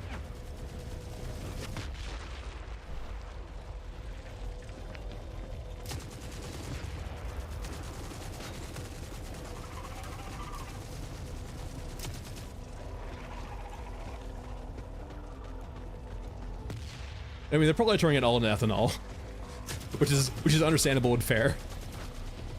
It's for the war effort.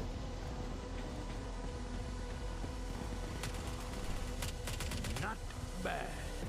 Not bad.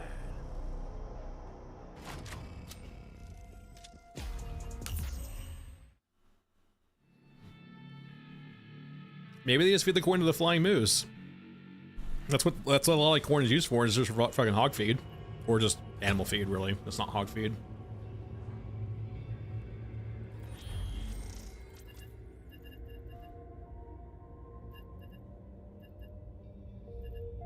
Alright, we haven't done Scorched yet. We haven't done Mech Trench yet. We haven't done Cemetery yet either.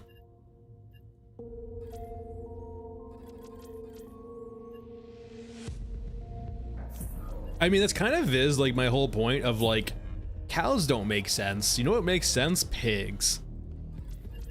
Pigs make so much sense.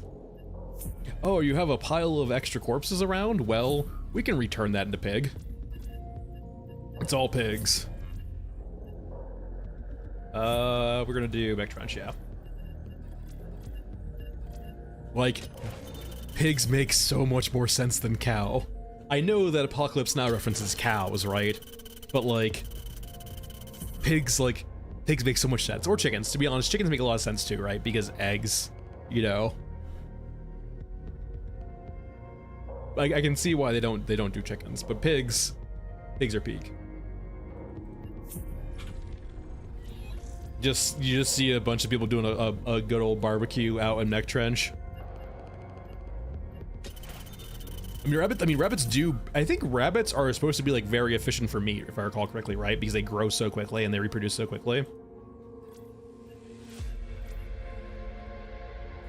I think you are, like, right, Spamurai, in the sense of, like rabbits are ideal just because they create meat or create, like, they repurpose, like, things like grass so easily and quickly. It's not kosher blood.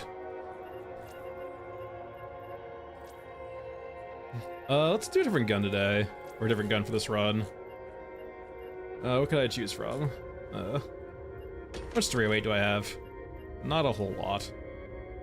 I can do a scar, I guess. Got no ammo for that. Alright, hold on. Let me go fix my wrap. Grillo, baby, I'm sorry. Please forgive me. Alright, he forgave me.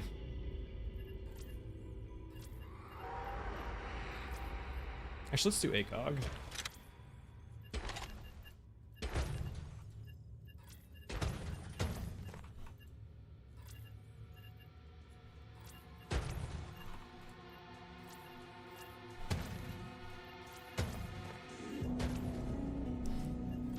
Alright. Back trench. I don't want to use the C9. Why would I want to use a pistol in this game?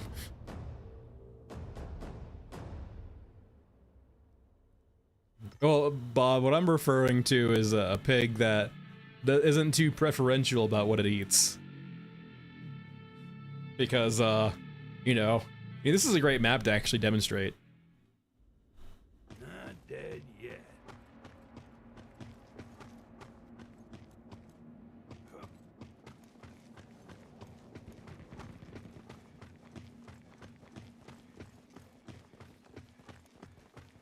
And spam, that's perfectly fine. There's nothing wrong with that. I personally don't, so I don't. I like my guns to actually feel like they're shooting bullets. Work our way through. So, like, imagine if we just had a, like, they don't even need a meat grinder down here. All they need is a pig farm. Like, sure, like, it's an intermediate step, I guess. But, like, you know, pigs will fix this. Pigs will fix this very well. Like, do you need all this complex machinery that can break down, or just some pigs?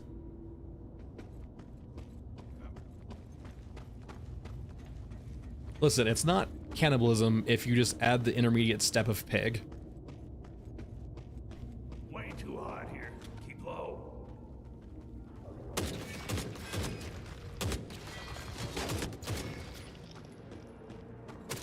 Where the hell did you come from?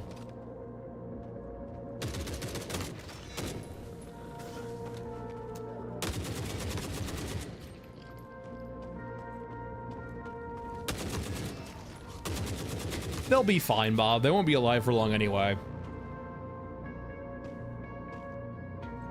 The hashtag the circle of life. The circle of life.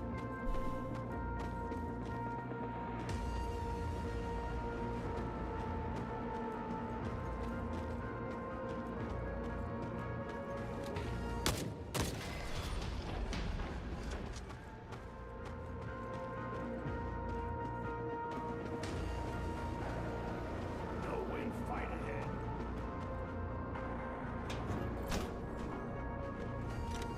All right.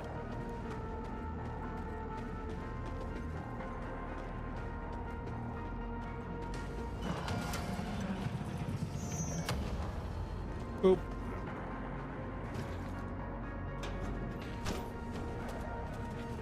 Wait, where did the first one come from? What the fuck, Michael?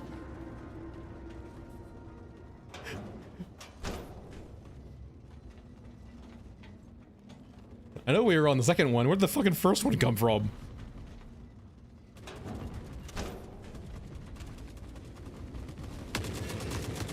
Maybe we can slip past.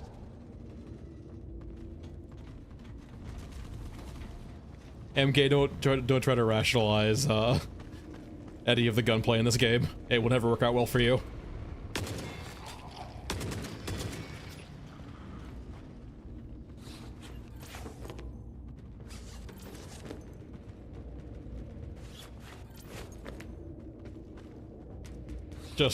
Just turn your brain off, basically, is the way of the world. God, no more. We're changing topic. Potatoes. We're talking about potatoes now. Are potatoes great? Potatoes.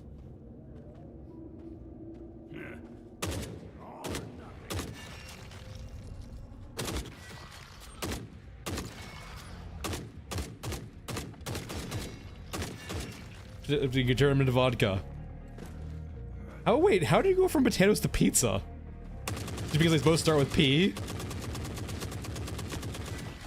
Ow, snipers.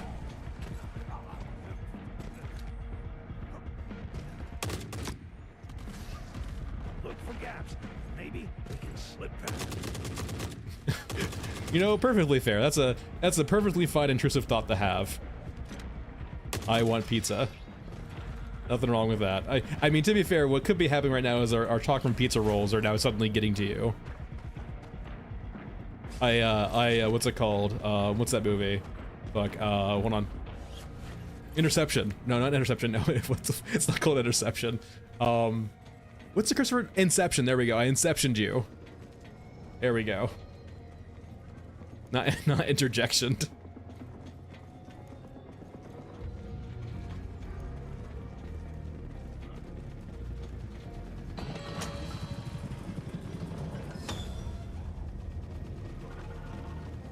Alright, data heist.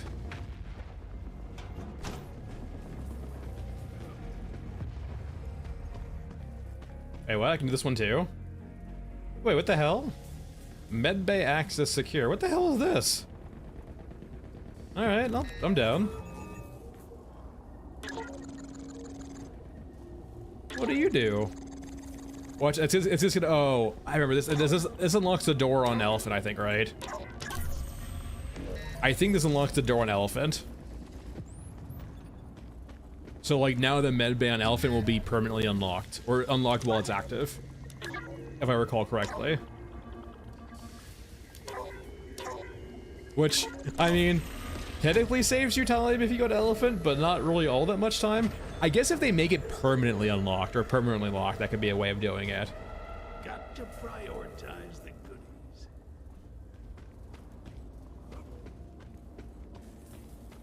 Yeah, fruit part, like that's a... It's hard, right? Like, I understand where they're coming from, but like, I am not saying they need to add stingers to the game, first and foremost, but what I'm saying is that, like, it kind of points to their design philosophy of they're making the game fit their lore and setting, but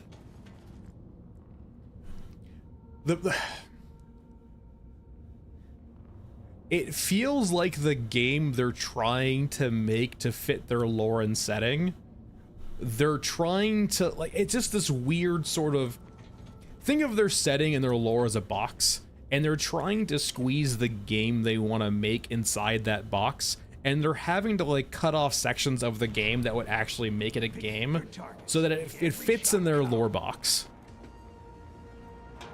And so it comes off, like, very weird, right? And, like, I'm not trying to say they need to add stingers to their game, but it's more in the sense that just, it feels like they're very, what's the right word for this? There's this weird feeling I get, right? That they seem to be doing the wrong things in pursuit of the integrity of their setting. That's ultimately compromising the fun of the game. And, like, in the grand scheme of things, right, they are like, you know, in charge of their own destiny. They can make whatever the fuck the game they want to make, right? But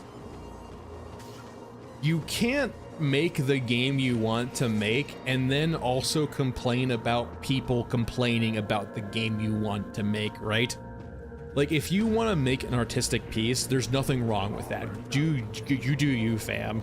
But at the same time, like, you know, you are kind of, I feel like, giving up your ability to complain about the complainers if you do that. Like, you can argue that they don't see your vision, but, like, that's them to, you know, have the right to do, right? If that makes sense. It makes sense to me, right? Like, do what you want, but, like, you have to realize people are going to critique you for that if you present it to the public. And they're perfectly fair to not like it or not care for it, right? Leave me alone. Taking fire. 100%, like, yeah, Viscid, right? Like, if you do what you want, which you're perfectly fair to do, like, and it's also this weird thing too, right, Viz, of like, if you're gonna just do what you want, why the fuck give about the community feedback in the first place, right? Like, it's this weird kind of like, they're trying to toe this line of like, yeah, this is my art. Like, you know, if you don't like it, fuck off. But at the same time, they're trying to like also like say, well, come play our game. It's like, it's a weird kind of like disjointed middle ground, right? Where it just doesn't work, I feel like. Sniper, no sniping. Like, on the game side, they want to make their game approachable to everyone, or like approachable to a large audience so they make money and do well.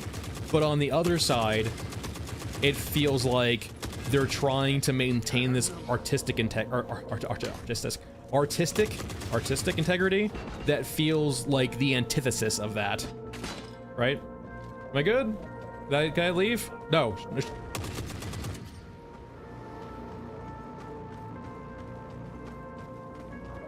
See, Bob, that's exactly what I mean about earlier. Of why I doubt when you say you're 31.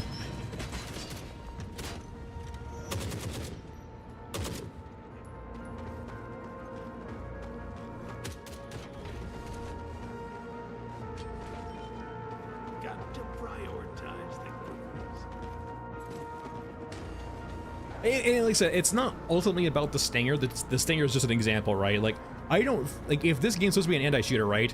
I don't... No, yeah, Viz, 100%. No, yeah, like, no, yeah. 100%, yes.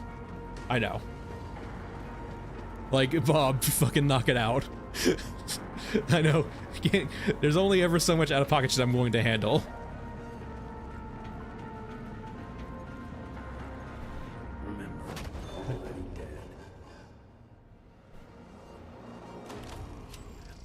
It's just more just say, the way you say things sometimes just feels like a vein of immaturity.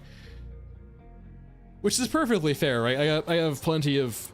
I know plenty of immature people who just say out-of-pocket shit all the time, but like, I feel like they hopefully will grow out of it. Knock on wood. You do you, Bob. But sometimes the shit you say is just out of left field.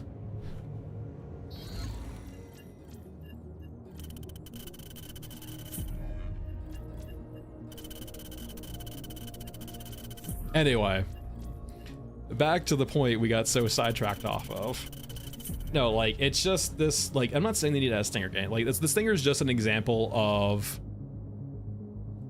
The stinger is just an example of, like, them putting this line in the sand of, this doesn't fit in our lore box, so it's not gameplay. But there's plenty of areas, too, right, where, like,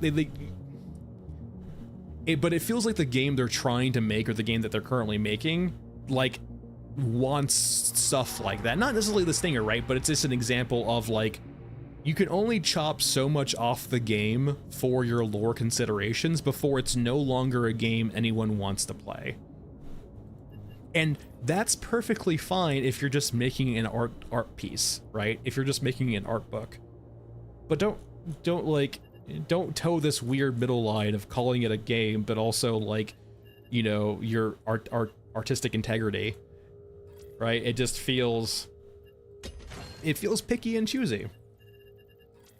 And once again, I am getting into, like, this is, like, philosophical, and this is also just, like, I can't expect anyone to, like, think like this, perchance, just because it is a very analytical way of thinking about it, and it's, like, no one's gonna ever try to be this rhetorically correct all the time. Like, it's exhausting. Like, you know, it's me doing it for fun on the stream for like 3 to 4 hours, like every couple days. So like, I can understand why they're not always in this headspace, right? But like, that's what design meetings are for, right? Is to have these talks, I feel like. But I guess they're well past that point, I don't know. I mean, it is. No, MK, it literally is. No. In my opinion, actually, right? They're free to disagree, but... And that's kind of like MK, what I said earlier. Like, I feel like I'm on the pulse, or on the vein of the community, at least the one that plays the game. And once again, they could not be trying to serve us because we're already in their ecosystem, right? They could be trying to serve people who have not bought the game yet, which is fair. I can understand that. There's plenty of game companies who will do that, right? They're like, you know, we've already captured you. You're not the demographic we're trying to capture anymore because we're not monetizing you anymore. That's fair. I can understand that. We haven't done Scorched Enclave yet, I guess.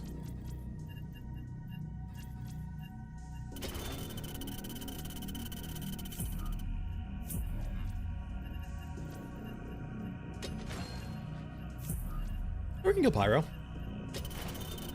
I'm down. Let's make sure we're at our entry point. We are. See, that is one plus side of never, like, being friendly with Grillo or Aramaki, is that you never have to worry about being spawned at the wrong spawn point on Scorched Enclave. They won't let you.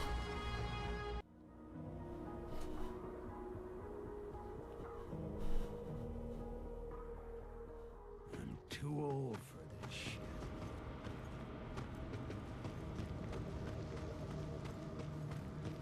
Ooh, gotcha.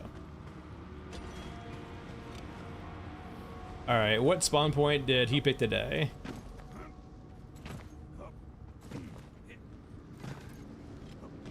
Let me get up here and see if we can see across the way. Alright, I don't... It feels like it only happens on Scorched Enclave, Michael. It's weird.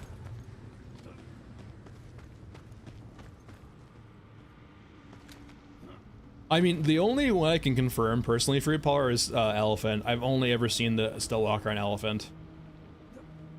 It's always so weird when you haven't crossed the spawn threshold yet, and the map's just fucking empty.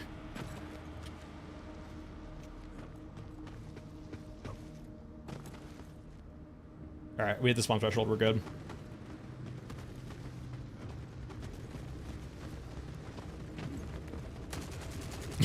Blood.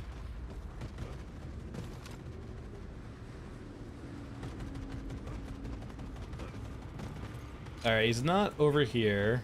He could be down this way.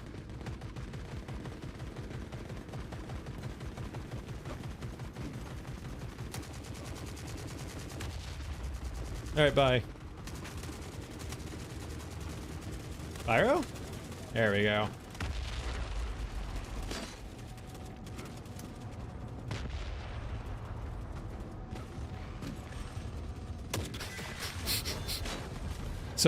So very threatening.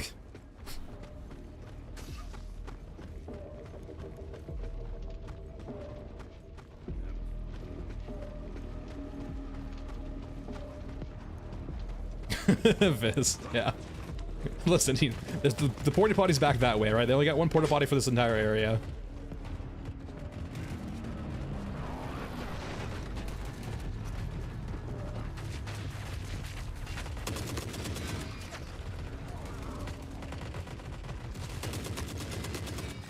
To do. All right, let's see if we can find the weapon tech real quick before we leave.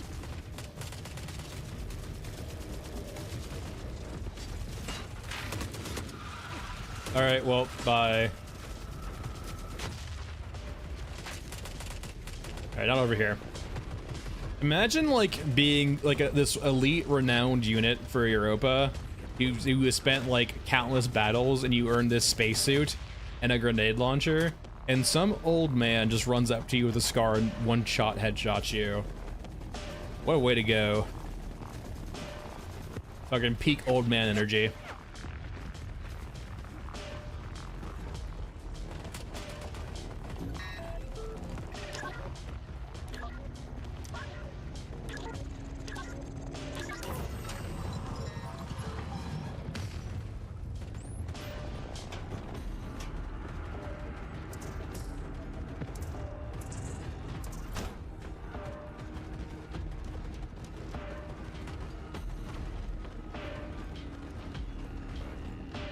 Yep.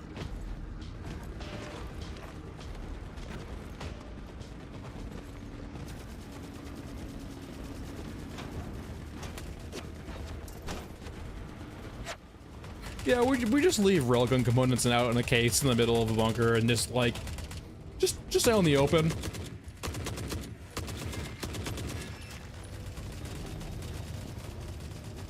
Hey, stop that.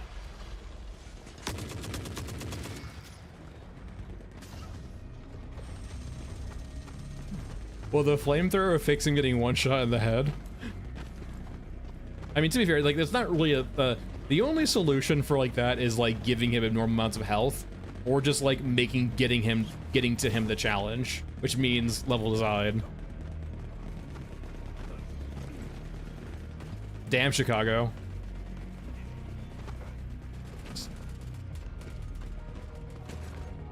Container? Nope.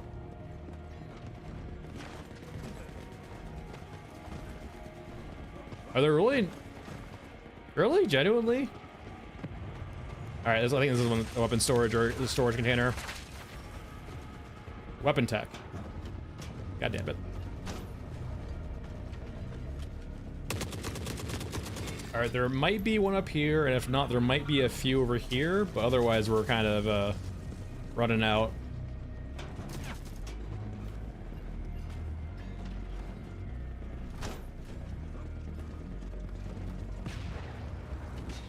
I mean, like, the kind of the issue I have is like, no matter what, he's like, if you put him anywhere in the open, the only requirement to kill him is just to dome him in the head with a sniper rifle. And so, like, I feel like it's one of those things where you have to tuck him somewhere safe to, like, actually have, like, a journey to get to him. And the problem is, the levels don't really do that all that well. Like, don't get me wrong, I do like Scorched Enclave as a small little map, but, like, there's not a lot of depth here, right? I like, in regards to, like, a maps that have one central point of interest, this is pretty nice, right? It's got a pretty expansive point of interest. Sure, the bunkers you can't go inside, but, like, eh. But no, yeah, like where are you supposed to put Pyro here, where he doesn't just get domed in the head by a sniper rifle? Pick your targets. Make every shot count.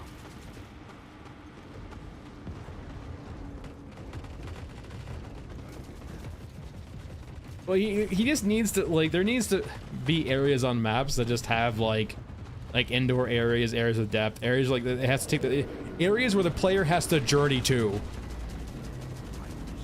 It feels like all of their maps were designed with aesthetics first in mind. For the most part, not all the maps, but like this, like this definitely felt like one of their like early test maps, but all of their maps just seem to be so aesthetically focused. And don't get me wrong, they look great, like they've done a great job with the aesthetics, but it once again gets into this weird thing too, right, of like, if the lore is these buildings aren't supposed to go, like, these buildings are like decrepit, they're not built for humans, they're not supposed to go into them, like, if that's the lore consideration, right, it's once again this other weird thing you're trying to squeeze into this box of gameplay because of your lore size. Like, there's only, I feel like, so many consolations you can make to the mental lore you have into your game before it just breaks.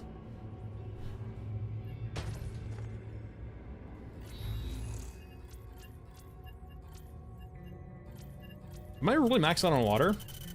Have I been questing that hard recently? Oh, wow.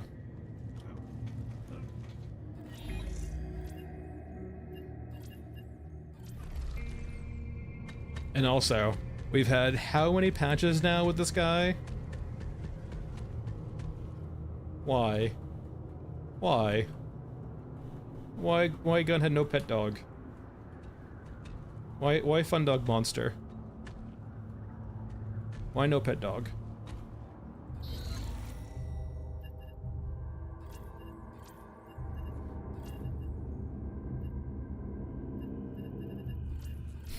Are you saying that what if the reason that Gunhead can't pet the dog is because of lore? What if their lore integrity goes so hard they won't even add animations for Gunhead to pet the dog because Gunhead wouldn't pet the dog canonically? Uh-oh.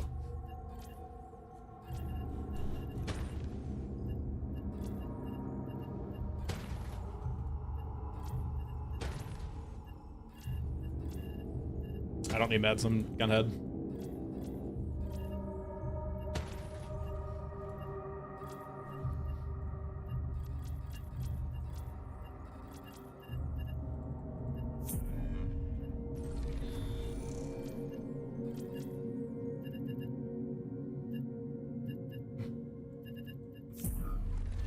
Where are you? I'm doing cemetery, but I'm not gonna do television on cemetery. There's no way I'm gonna be sneaky enough on this map to stay hidden as the gunhead. We can do that. That's a free one.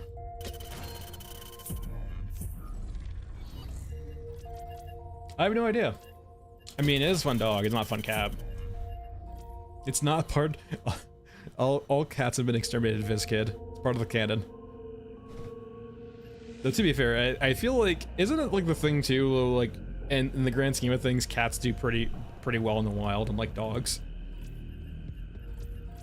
How many? I mean, to be fair, there should be plenty of rats around.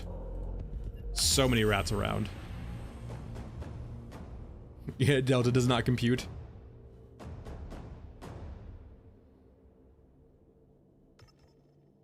I mean, as long as there's plenty of like pests around, like rats, they should do fine. And I feel like this setting looks like it would have rats. Like, how can you tell me with all these corpses around, right? You wouldn't have rats everywhere. The human is the hand. Hell, I would actually say you probably would have a rat problem, to be honest.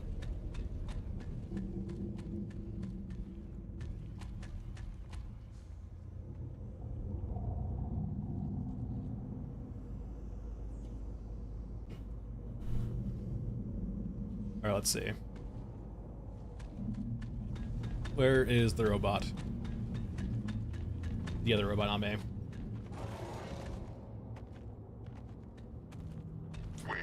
Is the book there? The book's not there. To remove the threat.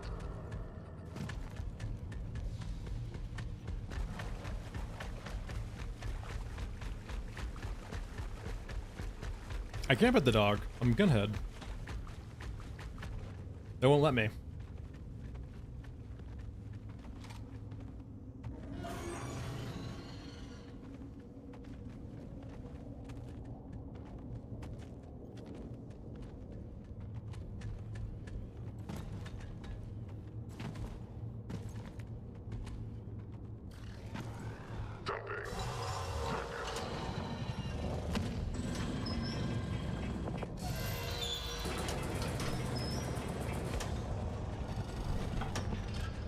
God, the hands.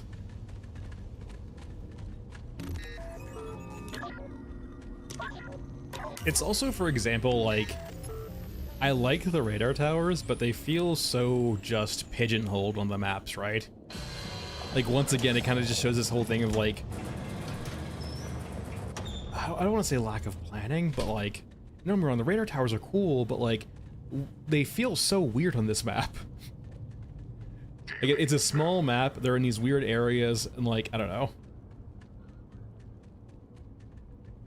Stop following me. You're not being very fucking polite right now. You know what? Self-defense. They're coming right at me. How did you guys not hear that? Dissonance, for sure, too, yeah.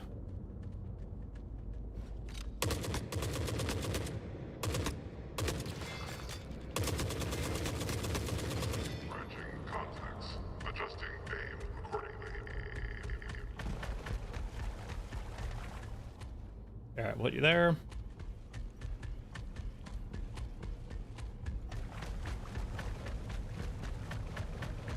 We'll turn you on.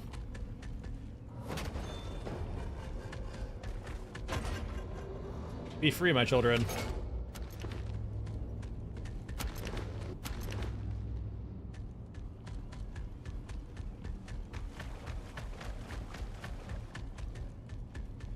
Basically, I wouldn't say, like, I mean, at a very high level, yes. I wouldn't say absolutely no substance, but, like, essentially your point comes across, yes.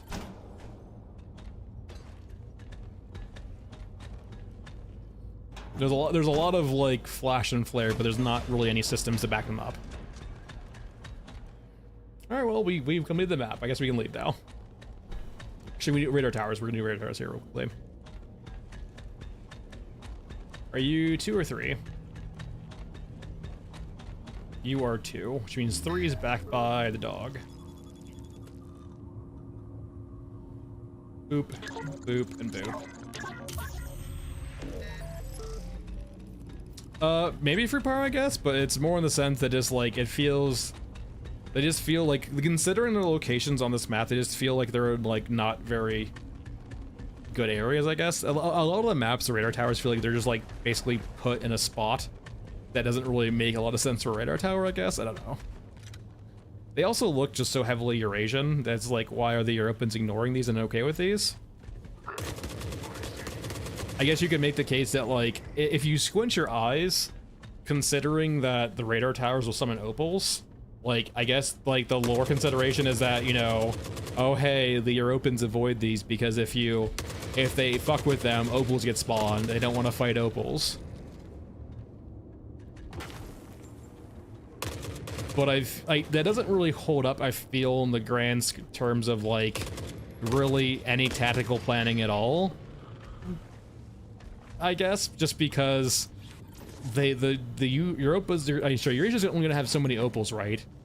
I feel like in this kind of side theater of war, and would you not just like purposely shoot some of these and destroy them just to get them to send forces somewhere where you're not actually trying to be at? I don't know. No.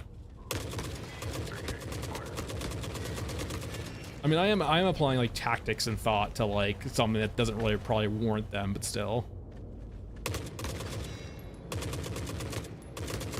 Yeah, and that's a good point too, Viz, right? Is like Europa has medium mechs that like can definitely take on, like, well, theoretically feel like they should be able to take on opals, right?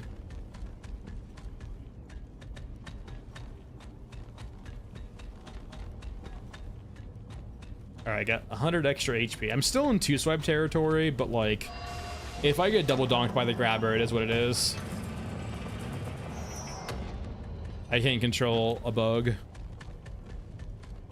I don't know, Michael, right? It's just like, why does like Eurasia respond to them being activated then? But like, that just also like doesn't, like, it still has the issue too, right? They've like, they're pigeonholed in.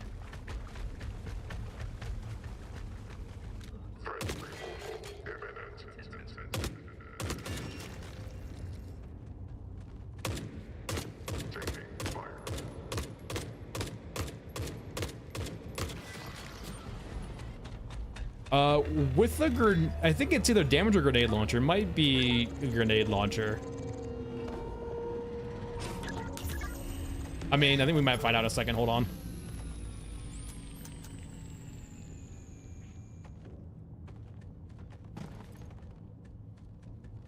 Hello.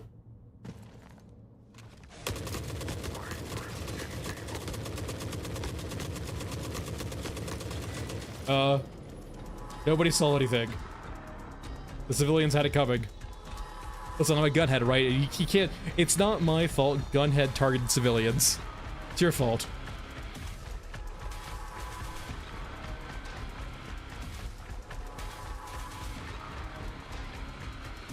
Run, civilian, before my gunhead targets you. Get out of here. I can't control it.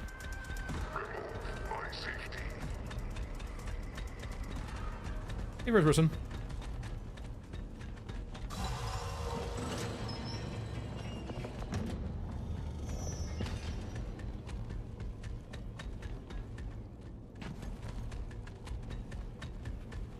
Boop. No, stop it.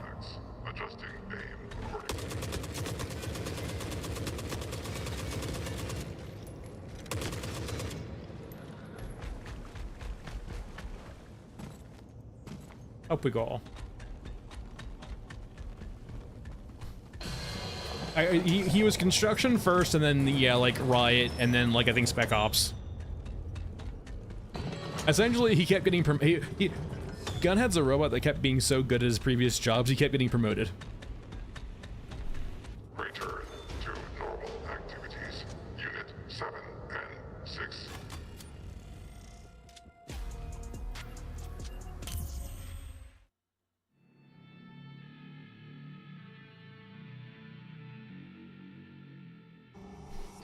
Maybe that could be the case too. They still feel kind of pigeonholed though, in. Like, they still just feel like this kind of weird kind of injection into a few maps. like there's not spots where it feels like these radio towers should be. It just more feels like they were like they're just kind of placed on these maps, right?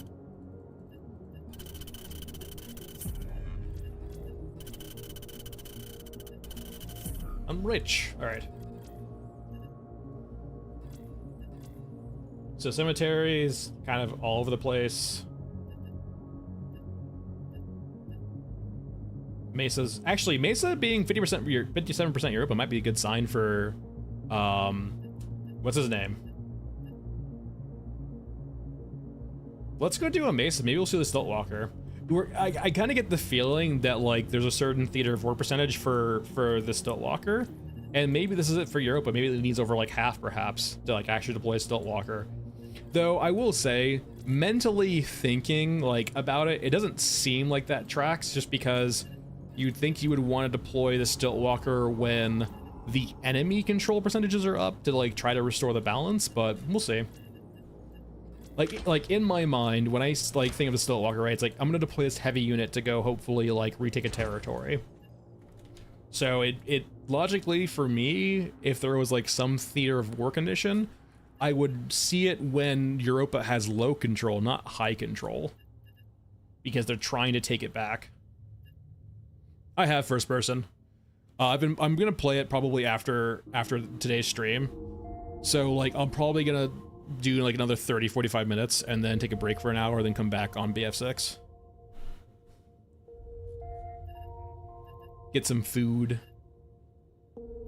Let's go over to M4.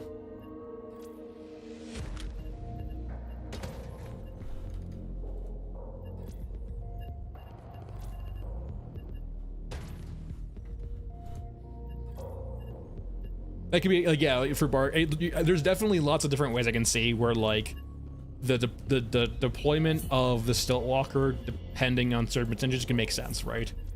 Like, hey, we're deploying the Stiltwalker here, right, in this 100% area because we like say if like for example we deploy the Stiltwalker in this area where we have absolute control because we want to make sure that any enemy attacks are dissuaded, and like it's also we want to protect too, right? Especially considering it lobs ATGMs, apparently. Oh, we can just run Action Mesa. We don't need to get any quests, really. Actually, I forgot one very important thing. There we go. Like, I could definitely see arguments for, like, any percentage of, like, the Stiltwalker being deployed.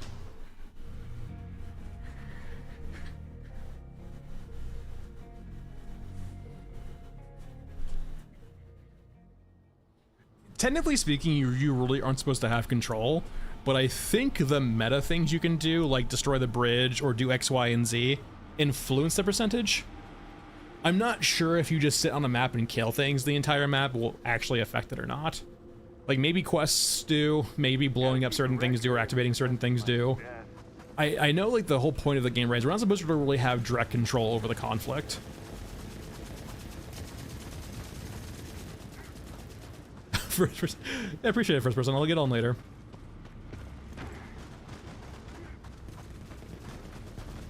I'll be streaming it too, so like don't, like yeah, just hit me up when that we're on there.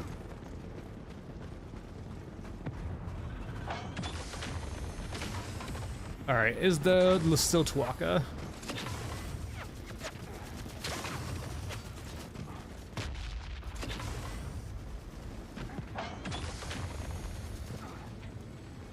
I wonder if they're ever actually gonna make the Titans do anything.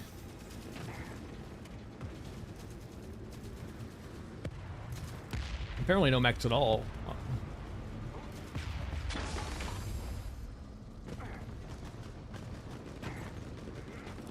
Mini games, if you're at max water, doing water runs with the rack can make you quite a bit of money.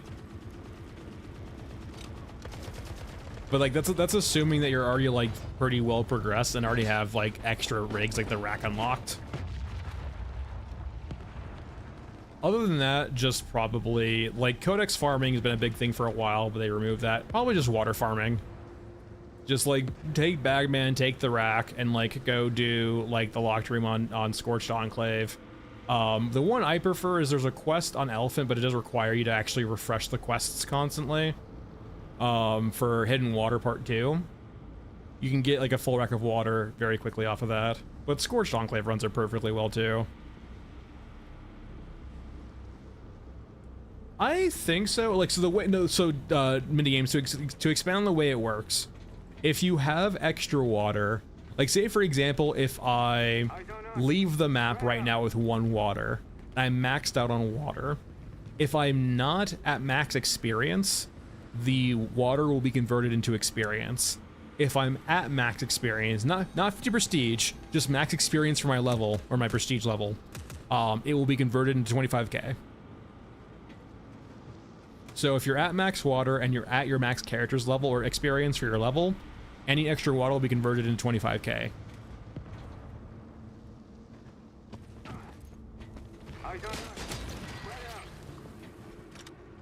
Yeah, like, and you can like say, like, run the rack on Scorched Enclave. You can just go to the locked room and then just leave. We can do a quick run of that too and see how much it's profitable. Like, you'll definitely get to a certain point too where like money is just not an issue anymore.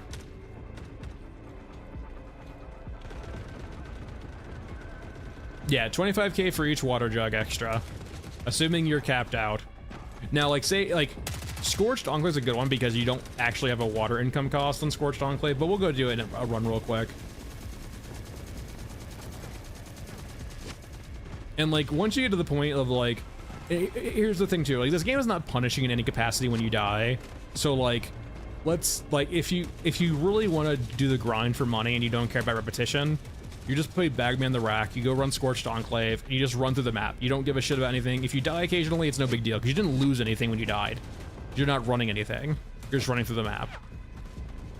So, like, if you die, like every, like, you know, say 3 or 4 attempts, it's not a big loss, because it just doesn't do anything to you.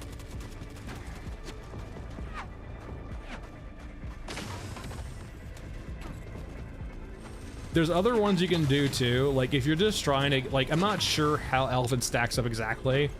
The having to refresh the quests to get the quests that you would need for this is kind of a pain in the ass, so. Viz, I have played the closed beta test, or the paid beta test of Beta Decay.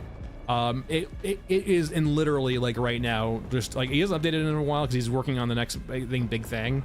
For those unfamiliar, Beta Decay is like a grimdark, like, PS style, like OG, like PS2 style game, back in the day, but like, it's kind of got like very retro vibes, but it's a solo dev.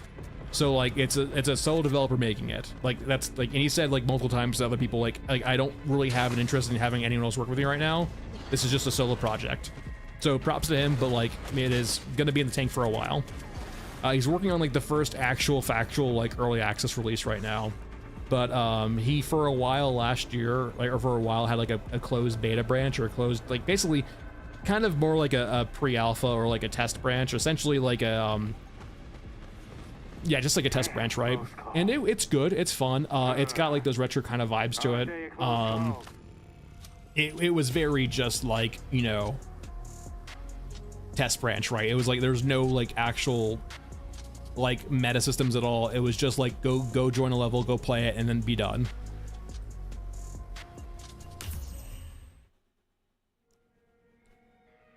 Yeah, I mean, like, the one plus side of having a solo dev, right, that is like he is like leaning fully on his vision, right? And it will either sink or swim based on his sole vision.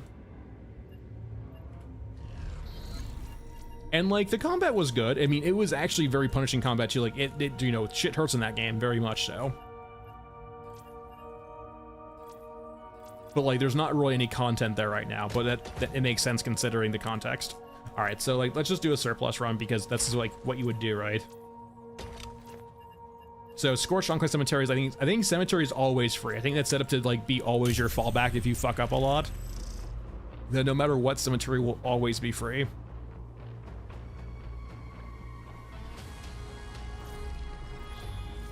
I can't recall how much water we had. We probably have about like 96, 97 maybe. So this might not be pure profit yet.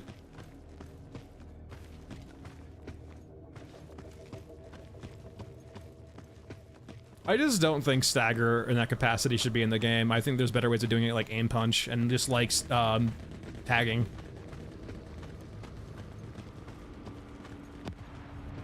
The way the current stuns they have in the game, the current crowd control on the player they have in the game, aren't interesting. They're just draconian.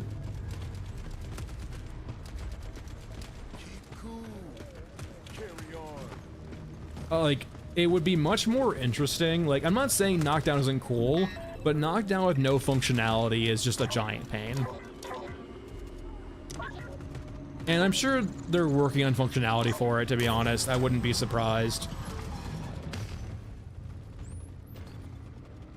Not too shabby. So we're mostly full. We could go to the effort of, like, going in and getting 2 more things, but considering, like, part of this run is just getting in, getting out, we're just gonna go leave. And once again, we're just gonna run by things. There's a few different paths from here. Considering there's enemies on my left right now, I'm gonna go to the right over here, and I'm just gonna run by things. Like, this is the weird kind of concept of stealth in this game, is sometimes just being fast and getting to the map quickly is the best form of stealth. Especially considering spawns kind of happen in a giant one. On this particular map, spawns happen in one quick giant wave. Right when you pass the trigger area on this map. And we can stop bringing it to us too, because, like, why not? We're right here right now. Bagging it up. I hear a helicopter. I don't see a helicopter. Is it a floor helicopter? Brought enough ammo to drown I think it's on the floor. rats.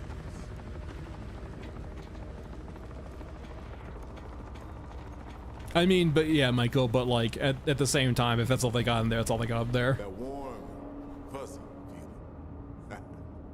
It might be over. Nice Viz. So like 10k, we'll see how much it's worth, but like each of these waters would eventually be 25k a pop.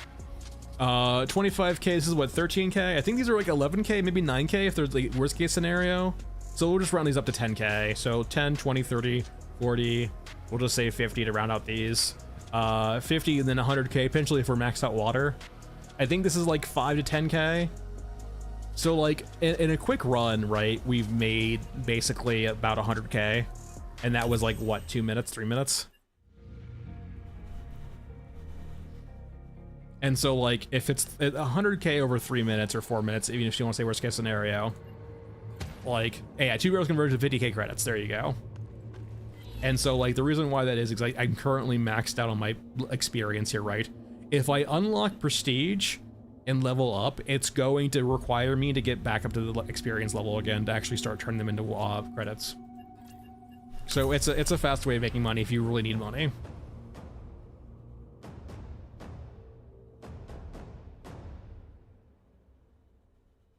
Yeah, and like the here there's like, so if a run takes 3 to 4 minutes and you're doing, you know, 20 runs an hour, because that's the math.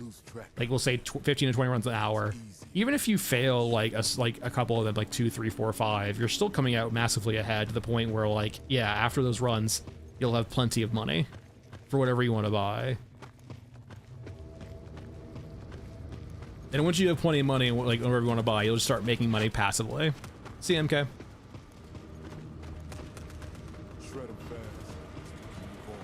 Yeah, I think part of this, Michael, is just like the simplicity of it.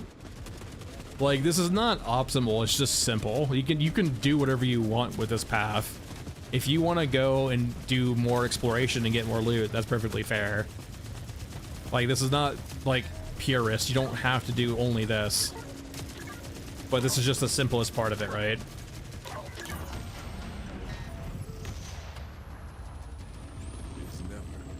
Just for example, here we got pretty unlucky. So we could spend the effort and time of like going over there and trying to find more, or we can just continue on. And like on our way to leave, right, we are stopping at a few places where there might be stuff. Moo. Like there might be a crate over here that won't show up. Like sometimes there's stuff here. We can stop maybe right here real quickly and pick up some few things. Like occasionally there's a lockbox right there. No, yeah, like nothing in this game will really stop you from making money if you really want to make money. It's just kind of, do you really want to spend the time grinding like this in a PvE game? This should buy me some new upgrades. So yeah, there we go. So not a full container, but like, doesn't really matter. Oh, like this. Part of the run's brevity.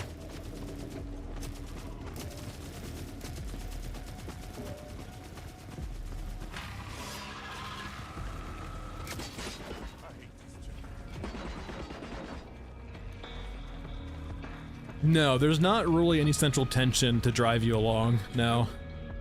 We're already dead.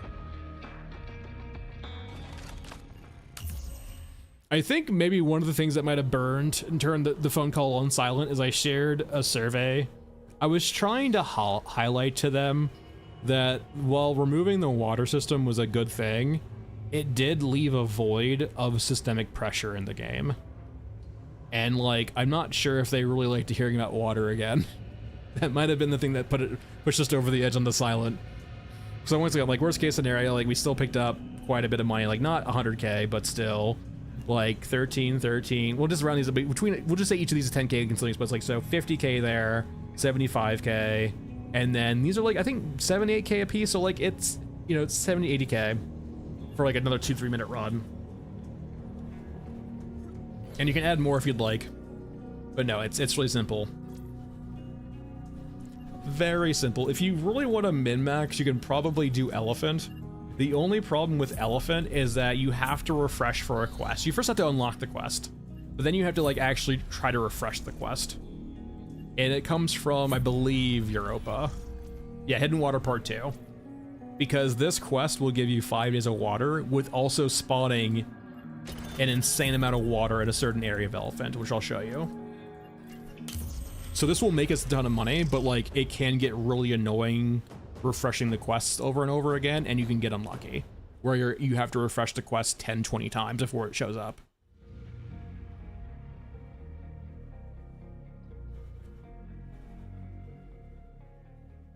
Game faces people. But this quest essentially forces a spawn this map of like 10 barrels, not 10, like, but like 5 or 6 barrels of water if I recall correctly. So almost immediately to fill you up.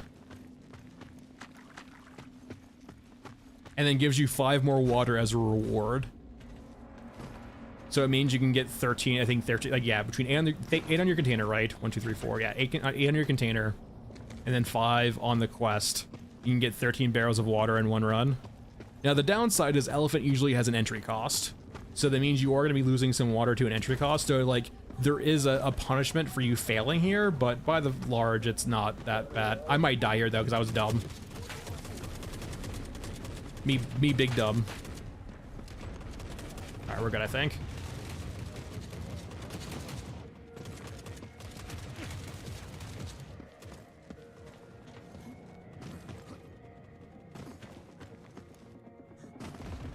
All right, that was dumb of me, but we still got away, thankfully.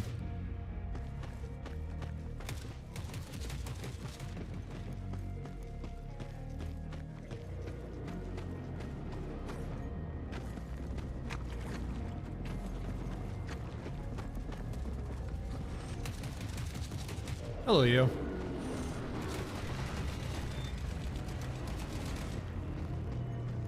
Oh, also, by the way, you can do this as, actually, we're doing this wrong.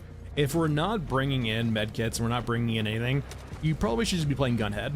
Now, Gun has a downside, he does aggro things quicker, but you do get a free gun, which can help in self-defense. And you do move faster, and you do have more HP than Bagman. So, like, if you... Honestly, I should probably be playing Gunhead and not or Bagman here. I think Gunhead's just objectively better for this kind of run. Mainly because I think Gunhead's just a bit faster.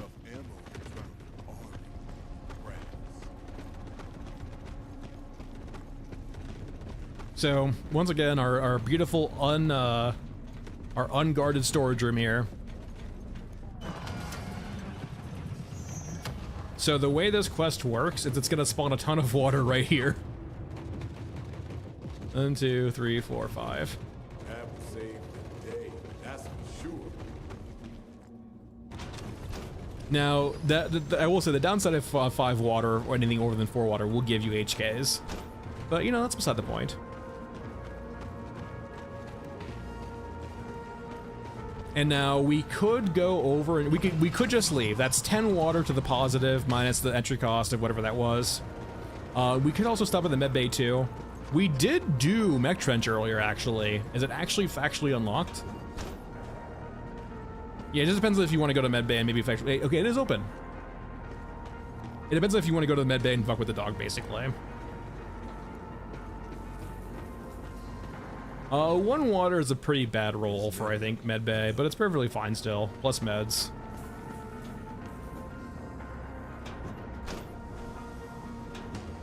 Hey, Mr. Grooves. How's it going?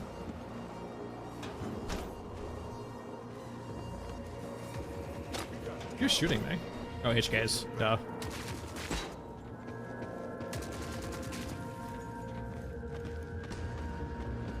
Alright, now we can leave.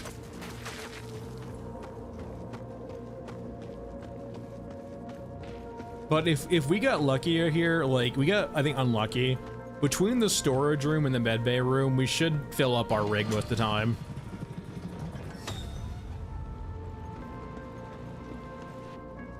But as you know, it's a bit slower than Scorched Enclave because of the map size. Gunhead should make it better, but still 4 minutes for 1, 2, 3, 4, 5, 6, 11 water, and a few other things.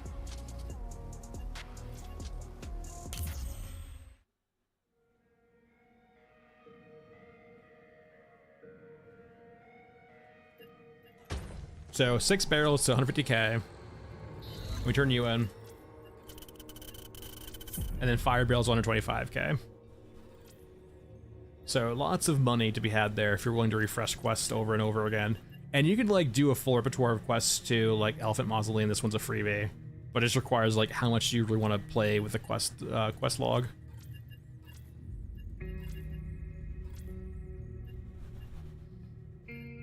Yeah, like if you really need money, like you can solve your money issues very quickly.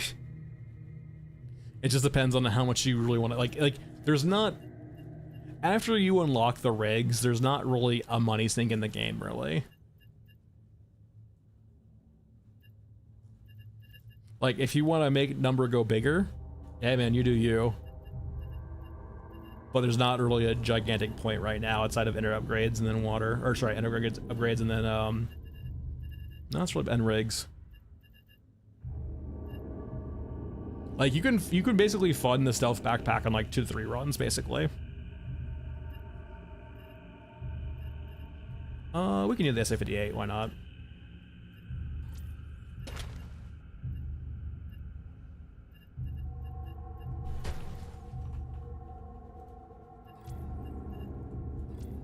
And why not? Alright, let's go crazy.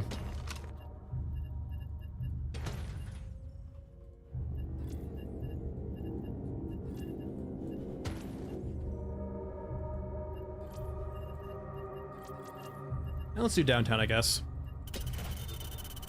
Hey, Dyer.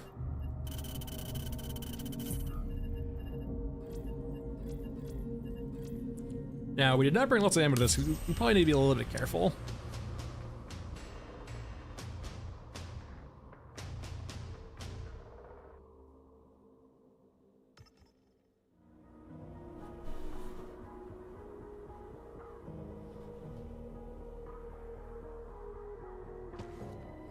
So Dage, the way you refresh the quests is you need to back out. All you need to do is basically hit escape twice and exit the quest menu and reopen the quest menu.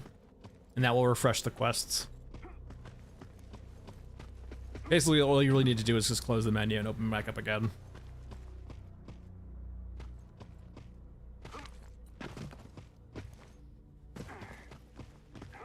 Yeah, the only problem I have, Mr. Grooves, is there's not really like any loot that like would really entice me for the loot goblin ride. Like, there's not really like rarity of things in this game.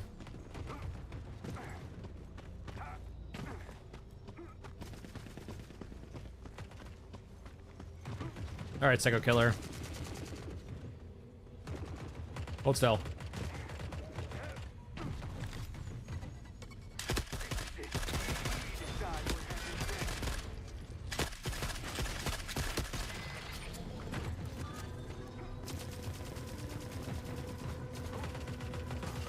Wait, what do you mean, Michael? In what context?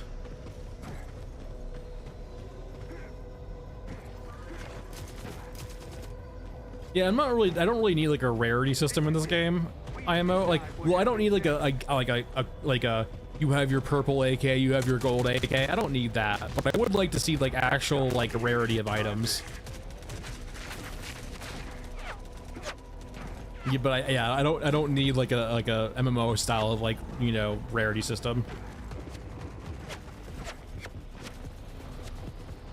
Someone was saying 5 Suns is used on this map. Oh no, you're not gonna find it in the OST. This is one of the newer tracks, I believe. It might be 5 Suns. I think you can find it on their YouTube, if I recall correctly, maybe. Little Papa should know where it's at. If you ask Little Papa on Discord, he should know. It might be 5 Suns, yeah. I can't remember like where it might be on their YouTube, I guess. But yeah, just go ask Little Papa. I'm sure he knows.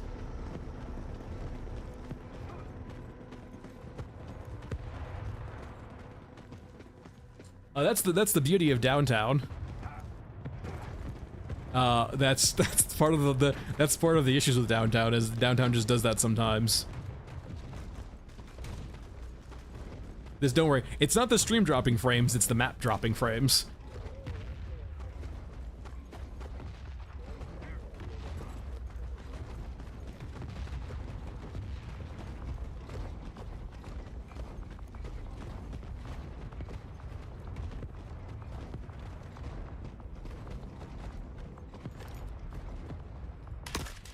No, this map, it's gotten better, but like, no, this map has had issues for a while now with just like, I'm not sure if it's, it feels like shaders, but I'm not sure if it's exactly shaders, where it will just like stutter ever so often.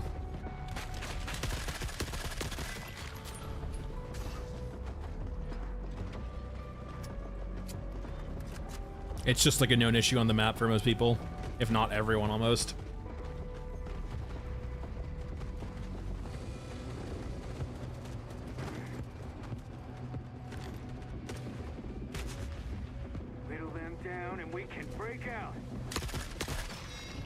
Grenade launcher, no.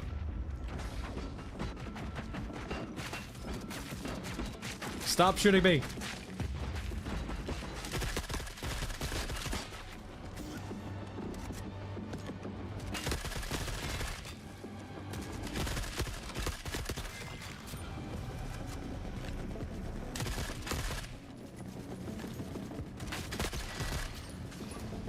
Oh no, yeah, the buildings, considering the buildings are, yeah, no, I get you, Mr. Grooves.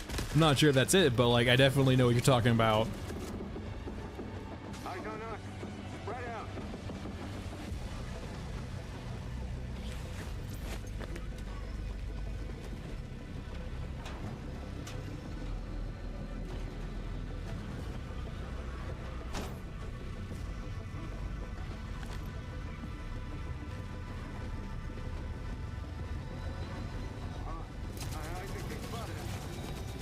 Oh my god, there's so many fucking drones.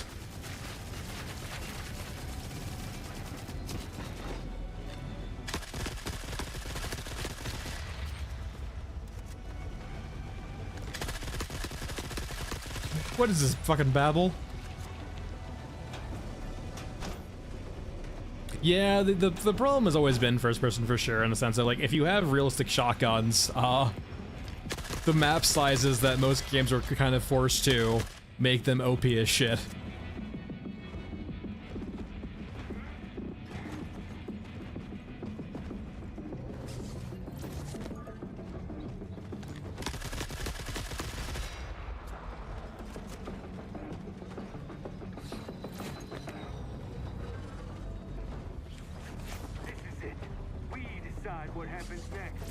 I mean, we're not in Babel. I mean, I was just making the meme because there's lots of drones. Babel is way more dense than this. Babel is remember like the previous name for Babel was Shanties, right? Shantytown, if I recall correctly. Shanty is something. Hey, I live for this. So like, it's like the slums, I guess, of the city, where it's just like next, like, you know, it's right next to each other, skyscrapers full of domiciles.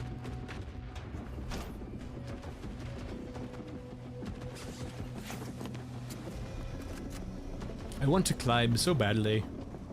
The game will not let me. All of these props are not real. This is it. We decide what happens next.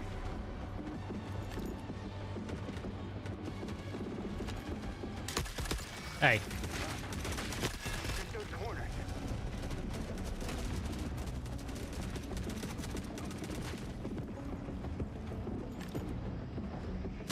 Nope. Add in the feedback post now. Everyone for themselves.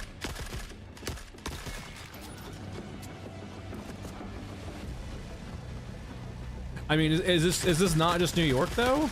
Where's Spider-Man?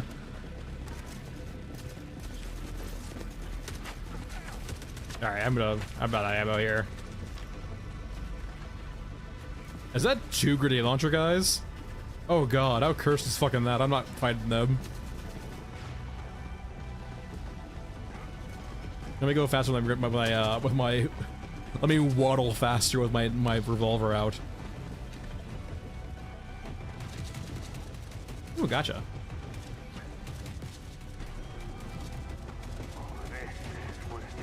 I feel at this point, with the amount of gotchas I've had today, like, I feel like I've gotten just terminally unlucky not finding anything for Mr. Cold Guts. Mr.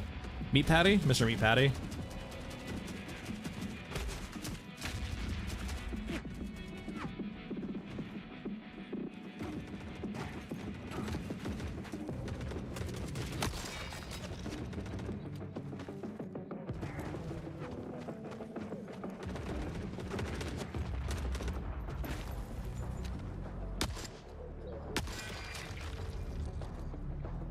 Why are you so glowy? Are you a rare? Actually, the orange would be epic. Are you an epic?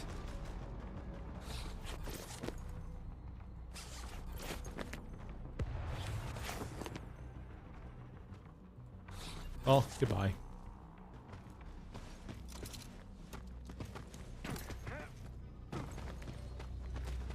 This is it.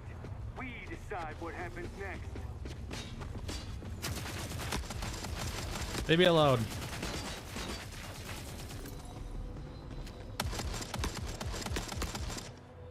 Hold on. Hold on. There we go.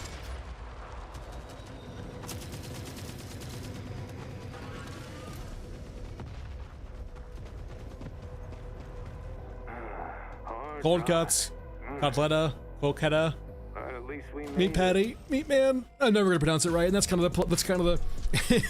I will start trying to pronounce him right when I start seeing him.